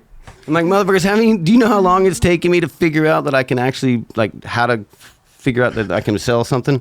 Yeah. Like, I figured out how to, like, really be confident enough to sell something. Now you want me to fucking take money? What? Like, no. Hey, go support your favorite pro skater. Buy their board. Do you go to can you go into fucking, I don't know, anywhere, fucking Target and be like, yo, can you come down on this? Yeah. No, get the fuck out. Yeah. Maybe at a flea market. Right? Yeah. I want to say this real quick. With Kris, what was rad, like when you were doing the back 40, I remember I got my first job working at Soltech. This is like when I turned 30 years old, so it's a couple of years ago. You guys were doing back 40. I was so hyped in what they were doing. I was just like, I have money. Like, I'm gonna buy stuff. I'm gonna buy shit, dude. I'm so used to like asking for free, but I was like, I bought something. You sent me the most ridiculous box. You texted me. You're like, Kel, is this you? He's like, why did you buy it? I was like, what do you mean? I'm so happy with what you're doing. This is so fucking cool. I want to support you. Yeah, do what you do. Sent me all this free shit. I was like, that's not what I wanted, but thank you. Yeah. Whoa! Don't tell Mark and Kenny that, bro. Holy shit! But that's the raddest thing too about doing a company. I mean, like when we were doing back 40 stuff, it's like Kelly was ordering stuff. You'd see an order from like Solomon Aga and like. You're just like... That shit feels good. What? Yeah. It gets you hyped. These dudes are buying shit on the website? Like no discount code or nothing? Like, just damn. supporting. Yeah, that's love right there. It's 9 Club at checkout. Yeah, if you're supporting someone, just support them, dude. Don't ask for no discount. So what are we talking about nowadays? I mean, we got the park. You got your buds. Everything's going good. I love that your wife found the job with the same people. I mean, she could have gone to any salon. Anyone? She went to that salon with that dude's wife working there. There's crazy. something else is working. Yeah, like it's the universe. It has to be because like I just think we're where we're supposed to be. Yeah, like it just everything fell into place, and I just will use the analogy of my couch again. Yeah, and that's a funny analogy to use. We couldn't fit our couch anywhere else, but this home. Like a glove. Perfect. All of our chargers started working. And just random weird Everything shit like works. that for a long time. Like we would have electronic issues. A fucking like my son would break an iPad, or I'd yank the cord out, and like, fuck, I gotta go buy another cord. You know, like just shit like that, and it just wasn't working. And then the iPad lasted a little while. The fucking cords were lasting. Like it started working. So. Where are we at though, man? Are you trying to film a video part? Are we gonna can we expect something, or are you just out there having fun with your buds and filming something when something comes up? Like, what's the vibe out there? We're working on. I'm filming a video part right now, and I'm filming an Anchor video, Anchor Skate Supply, and it's a shop in St. Pete that I ride for, and we've been working on. They've been working on a video for a while, and I kind of came in. Like I've only been on for 6 months now, about 6 months, and like I just wanted to be a part of the shop that's like right out the entrance of the park. Like if I need anything, just go in. Jay's awesome, the team's awesome, all dudes on the team rip. So like they were doing it. I asked if they could be a part of it. Like, this is what I wanted to help Evan with the team. Like, if there's anything I can do, like, I didn't want to just like got a lot of fucking background and well of knowledge that I can bestow in some way, shape, or form. And I want to do it for good. I want to get back to skateboarding in St. Petersburg because it's given me so much in such a short time that I get like emotional and sentimental about it and want to give back to the skate scene. And Absolutely. I want every one of those dudes I skate with to be able to fucking be behind me right now on the show, you know, and like hanging out. Like I want to give them shine because they've given, you know, like I said, they've given me so much. Like I'm hyped. And you could tell. It's been a long time since I've wanted to ride my skateboard. And like when I came home, like when I got to be able to ride my skateboard like 3 days a week, I was like, holy fuck, this is awesome. And then like I skate every day that I can now. Right. Like, and if some days with Monday and Tuesday when Renee's at the salon, if she gets cancellations, like I get that morning session in on Monday and Tuesday, and then it'll be Sunday and I'm like, fuck, I'm not skating tomorrow. I've skated every day this week, like not just cruisy skating, like filming for the fucking video skating, and I'm turning 50 this fucking month. It's so stupid. It's so stupid. Yes. That's tight, dude. So yeah, like I might be might be delusional a little bit on this video part thing, but but no, how's it going, I was gonna say, I'm also working on it's with Techni as well. Like I'm doing stuff with Techni, so amazing. It's this really hard like juggle Balance, of what I'm gonna film for, and like fuck it. Like before, I'd be like, all right, this has got to go here, this got to go here. I'm like, dude, just give me a fucking trick on film, and like this can go here, this can go here, and we'll get to that point. Deadline for this, all right? Everything goes here for a minute, and then this and that. So. It's weird to be back in that. Like, it's not like a hustle. Like, I'm not back in it. It's not like fucking told y'all. You just like, jump back like on the horse, bro. So I'm just trying to do what the fuck, you know. Yeah, at least it's not like your job, right? You're just doing it because you love well, it. I mean, it's my job's fucking painting. Yeah. You know, and so yes, it's a job now. Thank the Lord. Like, when we went to St. Pete, it was the main focus. A huge part of us going to St. Pete is the art scene. Like, it's beautiful. Like, there's like it. And another thing is for like the furniture fitting. Yeah. Pale Horse is one of the main artists for Techni. Sick. So it was a no-brainer. Like, they had asked me to do the art in 2018. I did a series for them then, and I was kind of under the umbrella of the Techni art family kind of thing. And then they asked me in November to do another graphic. And then I'd been posting a bunch of shit. And they were like, well, do you want to write? It kind of was like, we could do more than another. They bought the art for me to do another series. And they were like, well, why don't you just ride for us? Sick. So I was like, no, I mean, do I have to change anything? Just do what you're doing right now. Yeah. Just tag us, like whatever, start being a rider and have a pro board. So then I came out and did another series and then have a pro board out now. And then I'm working on the video part. So it kind of was a no-brainer for me. Yeah. To like, it's been a long time since I had my name on a skateboard. My wife was getting really pissed that I was not. So back to that, St. Pete was supposed to get into the art scene. And I went the other way and started skating again with no sponsors, nobody paying me for it. So she's like, you know, and I should have been doing the art stuff. So thank the Lord, like people started noticing and wanting me to ride for them and are giving me a little bit of change so that I can like at least have something coming in monetarily to make up for the time that And I still paint my ass off. Like I paint so much, and I'll go in spurts where I won't touch a paintbrush for like 3 weeks, and then I'll put out 6 months of artwork in a fucking week. There we like, go. I won't stop, and I'll just keep painting. So I work my ass off. I either look like I'm manic, the craziest worker, or I look like the laziest fuck on the planet. You know? Dude, Hey, it's good to have a balance of both, though. Oh yeah. I was gonna ask because I went to the Tampa Pro last year, and Yeah. you had painted the whole place. Yeah. I was like, how the fuck? I had the keys. What? I had the keys. But so how long did that take you though? Well, like a month, but I went like a couple hours a night though. Like, Okay. Renee would be home from work, she would get settled, and I would leave like 7:30, get there at 8 when they would close. Those dudes would leave the alarm off, but they lock everything else up to where when I left, I'd have to just turn the radio off, turn the lights off, and lock the door Gotcha. and leave. That was impressive, dude. That was awesome. Thank That was you. throughout the whole park. The right? whole Yeah. park, It looked dude. dope. Yeah. Yeah, Really there dope. was it was supposed to be a lot more. I was supposed to, because then we had 6 weeks until the Tampa Am. Oh yeah. And the whole plan was to go back in and like change everything, all the colors, like not change the outlines, but go in and do big fills over everything and put all the colors that'd back be into dope, it. Yeah. But they had just put it in the Skater XL game, Oh okay. and it's like it's in their video game yellow and orange. So like to flip it like on them a month later, or not even a month later, like within weeks of them Yeah. putting it in the It game. all makes sense. So all I did Hey, was, at least you're in the video game also. yeah, that's There we awesome go. too. right? Did you tell Techni about the 24-hour Markovich? Oh, that's offer? long No. gone. Oh, That's long gone. Yeah, I just wanted to no. make sure. No. Got to tell these people. So No, Colin rules, Techni rules. Like they're Yeah. great. And Well- it's like, another thing about Pale Horse and St. Pete and being like just like I said, the couch again. Mm-hmm.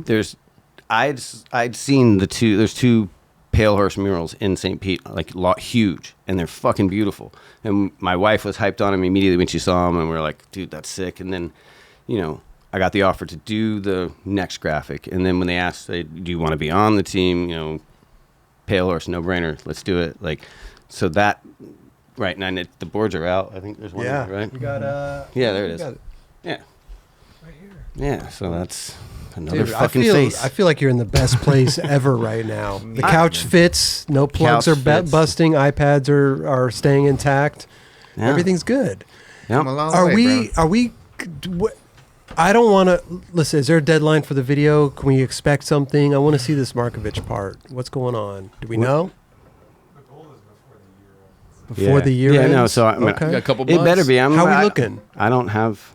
I mean, I have a finite window to do what I'm fucking doing. Well, yeah. I mean, we're So approaching. he's gonna get on and get it. No, I mean, I probably I got a line today while we're here, so Hey. we're knocking shit out while we're Okay. here. Nice. So As long as you're happy with what you're putting out and you're stoked on it, that's all that matters. Because we'll be stoked on Yeah, it. I there- mean- people will be stoked on it regardless of Yes. how you feel. Yeah. I mean, I will say this: I'm doing shit that I didn't think I could do. amazing. Even before, there's a couple tricks that I've done now that I've never been that I've never been able to do, like that I've learned, and it's like, so whatever fluke freak thing is going on, like I'm just gonna Roll with keep it. rolling, Yeah, like keep as you doing should. it, and Fuck it's just yeah. I'm having fun, and then whether you fucking like what I've done in my past or hate what I've done in my past, like you got to at least respect the fact that I'm having fun. Yeah. Like, Yeah. and if you don't like it, then fuck you. I don't care. I really don't. Like,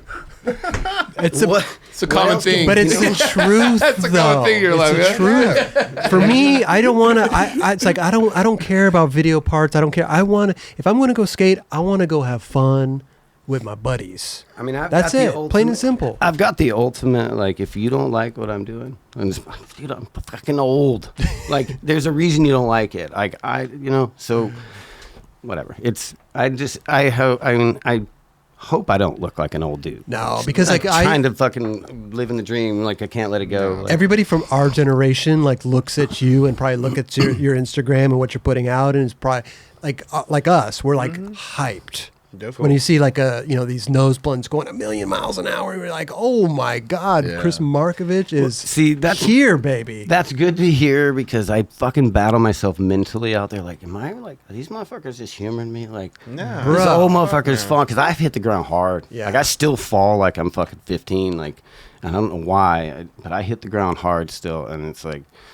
No, we At a lift risk as reward, like, skateboarders- is this worth it? As skateboarders do, we got to lift each other up. At the end of the day, if you see somebody that's damn near 50 doing the damn thing, bro, like, we're going to fucking like that shit, put fire emoji on that shit. You know what I'm saying? Like, this is the Well, I reality of appreciate where it. we're I at, appreciate you know it. what I mean? Thank you. For real. Yeah, no doubt, dude. Yeah. Dude, I've thoroughly enjoyed hanging out with you tonight, Bro. and this has been definitely I'm checking this off the bucket list because Hell yeah. I've been a big fan of you forever. I mean, I the people that I grew up watching, when I first started to discover skating and what was out there, and Blind Video Days and 101 Snuff and these videos, like, these are the videos that made me who I am. No doubt. And I was watching you guys do it. Hell yeah. So I appreciate you, dude. You're the man. Dude, Well, your Fuck yeah. your That's third awesome. eye view part in the Element video, for me, that whole video to me is epic. But like, that was such an awesome. I always like calling it a cast. It was a team, but like the cast you guys had was like you got Kenny Hughes doing switch crooks down the rail. You had Donnie Barley. That, like, when you had the Donnie Barley had tricks in your part.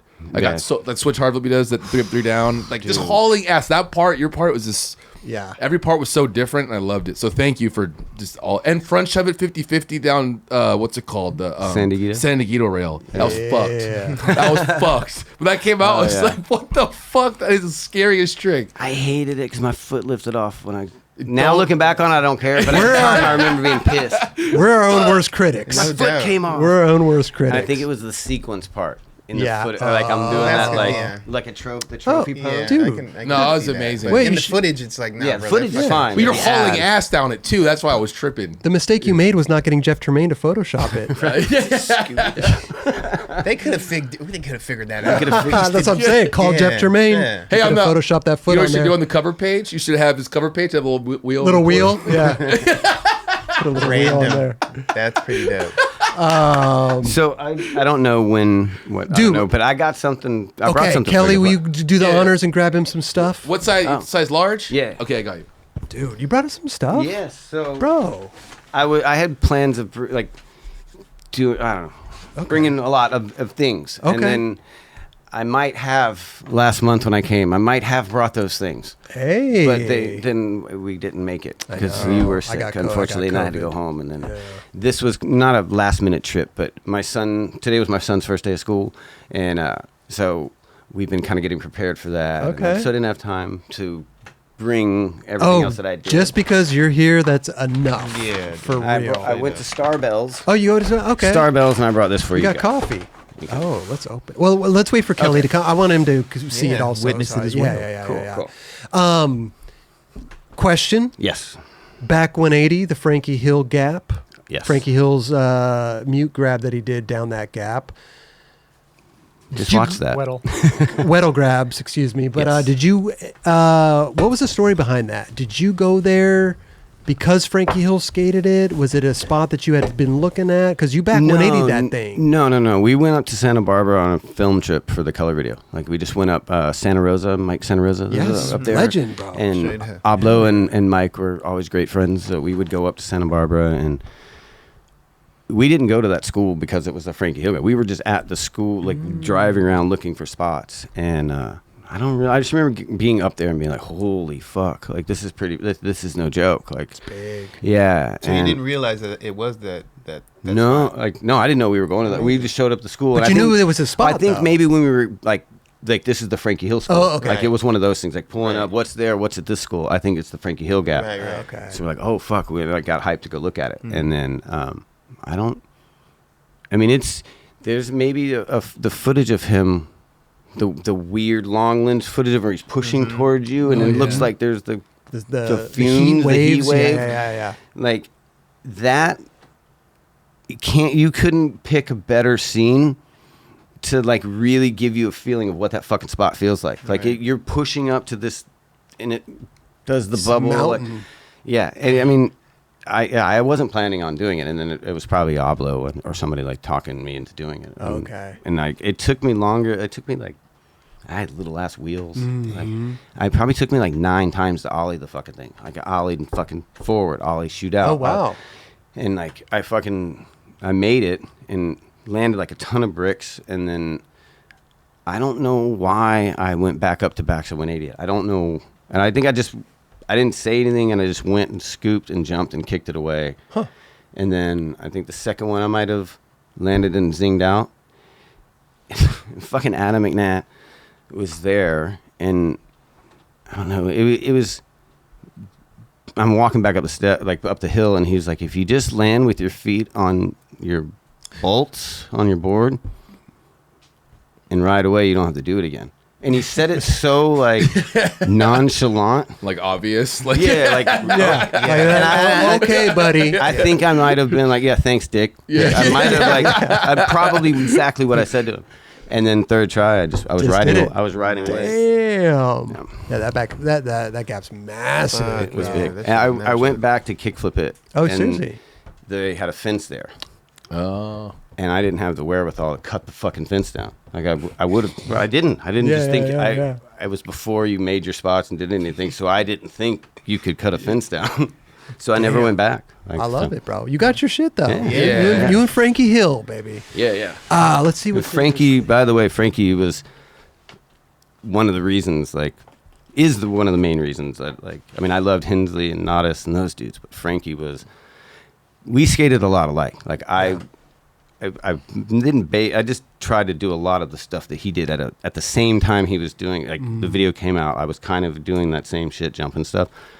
So watching him, he was getting all this shine, like okay, you can jump down shit and do stuff. So without seeing that, I wouldn't have, like, probably hit it as hard as I did. Right. Yeah, he was ahead of his time. So with he that was shit. definitely like, so he's a huge influence. So thank you, Frankie. Yes, Oh, yeah. he definitely was ahead of us. He was pioneering that style of skating. Yeah, for sure. and the backside 180 in the ollie that, like, I did on there, that was years later. It was a good year, like, so it wasn't like, you know. Yeah, you saw that. Back I'm gonna to go back, there. right. No. It was, Right, it was right, a long right. time. So for him to ollie it that much longer was still, like, it was, Psycho. Bro, it had to have been That's like 90. 6 years. No. Wow. it's No, he's like 87. 80s. It was 88. 88. Maybe 88, 88. 89. I don't know when band this came out. It had to have been Yeah, 88, yeah. 89. 89, 88. So, and then 94, color video 93, 92, 93. yeah, Damn. So 4.5 years later, like before. yeah. And that's like, if you, like, that's a lot, 4 years, that gap was still fucking big 4 years later. Like, Carlsbad gap got small towards the end. Never really small, but the tricks got, you know what I mean? Yes, absolutely. So, you know, it wasn't the size of the gap that really fucked you at Carlsbad. It was all the other shit that went with it, you know? Right. This was just fucking scary and big. Massive. Yeah. So, Dude. anything that anybody's ever said about that gap, it's 100% true.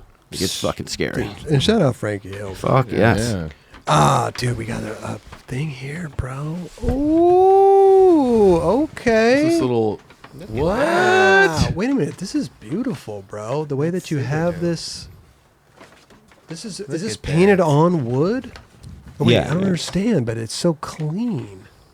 Yeah, that shit is. The 9 Club, the 9 Club, the 9 Club, the 9. Oh, he wrote it a lot, bro. He's got Chris, Roger, Jerron, Kelly, Tim, Justin. Thank you for having me on the show. Big love. Oh, That is super man. dope. Thank you so much, Thank dude. you, bro. No, That's awesome. thank you Wow. guys. Thank you, dude. Thank you, Chris. Yeah. Hey, you're welcome, Rush. Oh, yo. Dude, that's That's sick fucking as funny. fuck. I'm just trying to, like, figure it out because, like, it's wood. It's just a wooden little panel box, like a Panel That's box. clean. framed That is wooden box. dope, bro. Okay, we're Thank gonna you. hang that up right here. Oh, for sure. You know, Chris, yeah. didn't you That's make him dope. some art too? Give me a piece of paper. I'll make up some art right now. Dude, first of all, dude, Chris, dude, pleasure, honor to have you here. I'm so stoked you're here, bro. Fuck yeah, man. honor to be here. 9 Club shirt for you for those hot Fuck yes. days at the skate park. You know what I'm saying? Yeah, it got a gray one so it could really show the sweat. Yeah. Is that a sweatshirt right there? Yeah. You don't want a sweatshirt? No. Yeah. I'm saying is Yeah, that a yeah, sweatshirt? yeah, hoodie. I froze my dick off on the plane here, dude. Oh, it was the most miserable There flight. you go. Dude, it was There you go. terrible. Well, let's keep that thing intact. You know what I'm saying? Arms in on the plane. Dude, that's the worst. Shivering. You don't Smoking my That's vape pen. that's what he's smoking your vape. They can't tell. That's one of those things in the plane you don't really think about sometimes. That AC starts going. Oh, man. hey. I will tell you this. cranks. I am old as fuck because I came from a time when you could ask the flight attendant if they had a blanket on the fucking plane and they would give you one. Yeah. I asked the dude, I'm like, yo, come here. I'm fucking freezing, man. Do you think you guys have a blanket or something in here? Like, one you use? And he looked at me, he's like, we don't sell blankets. Oh my God. I'm And I was asking like, you to give it to I me. ain't trying to buy a blanket. I'm fucking freezing. What? And like I 10 thought minutes that was- later, it did slowly get a little warmer. Get a little warmer. yeah. But I was like, then I wasn't the only one. I looked back and there's like 4 other People dudes are like freezing. fucking. Turn that shit down. Is that only on like international flights? I don't know. I was just flying from Tampa. But that's still far as fuck. Like, you know what I mean? It's like good- what is it, 5 Well, hour 5 hour- flight? Well, we flew to New Orleans, and then from New Orleans to LA was like 3.5 hours. Okay. And dude, it seemed like a fucking rave when we took off. Like I don't know what was going on. They got We the fly- little was lights it was Virgin like and Airlines? stuff. Yeah, Was it it's like Virgin? Spirit. It was Spirit. Oh, Spirit, yeah. Oh. Well, just hopefully Yeah. hopefully they don't charge you for bringing this stuff on the Oh yeah, plane. they charge you here. for everything on that. Yeah. Here's a They wanted to charge me. I was going to bring a fucking painting with me. It was going to cost me like $79 for my second check on. It's Yeah, insane. so, thank you. This will be worn. Crew neck hoodie. On And the plane. listen, we want to get up in your video part. So here's some stickers for your board. My pleasure. I would be honored to Yes. put these on my board. Thank you. And- thank you. The mug. Are you mug guy, coffee guy? I've had, what, wait, like 5 today already? Okay. On The it. coffee guy. Yeah. There you go. Mug for the crib. And Thank we got you. other stuff in there too. Kelly just brings out a couple they got things. the other. Oh, thermos. Yeah, so the water when you go Nice. skate. Yes. That will save me Here's a a Yeti. thermos that Spirit's Yes. going to charge you $80 to bring on the plane. So there's an $80 thermos for you. Sweet. Comes with peanuts. Yeah. Dude, Kris, thank you so much, dude. Yeah, and great I'm for having so stoked I got to hear all the stories and everything and the whole career and Thank you where for it's letting me going. to Yeah. like maybe shed some light on some reasons why I fucking rode for 86 companies. You were keeping got it. you were keeping count, huh? 86. It's a lot. I mean, that might be being modest. No. I know, it was a lot. It was definitely a lot. I mean, it was probably 15 Looking companies back on it, plus. why the fuck not now? Like, why the fuck not? I Like, mean, you know whatever. what? To be honest with you, it kind of made you who you were. Yeah, I don't think I would. I've said this before. I'll say it again. Like, I wouldn't. There's not one decision, good or bad, that I would change. Mm-hmm. On the simple fact that I have 2 of the most beautiful things in my life right now, my wife and my son. There you go. And I would not change, and my dog. Yeah. I would not change that for anything. And any one of those decisions that I would have made back then, who knows where I would have ended up. So I love who I am today. I love where I'm at in my life. I love skateboarding, and I'm happy. What with- more can we ask Yeah. for? Okay. You know, Yeah. for better or for worse. Like, I'm fucking happy. Damn. It took a long time. I love it. Yeah. I love it. Oh, I'm happy you're here. And thank you so much for coming on, Kris. Amazing. Thank Hell you. yeah. Yeah, Chris.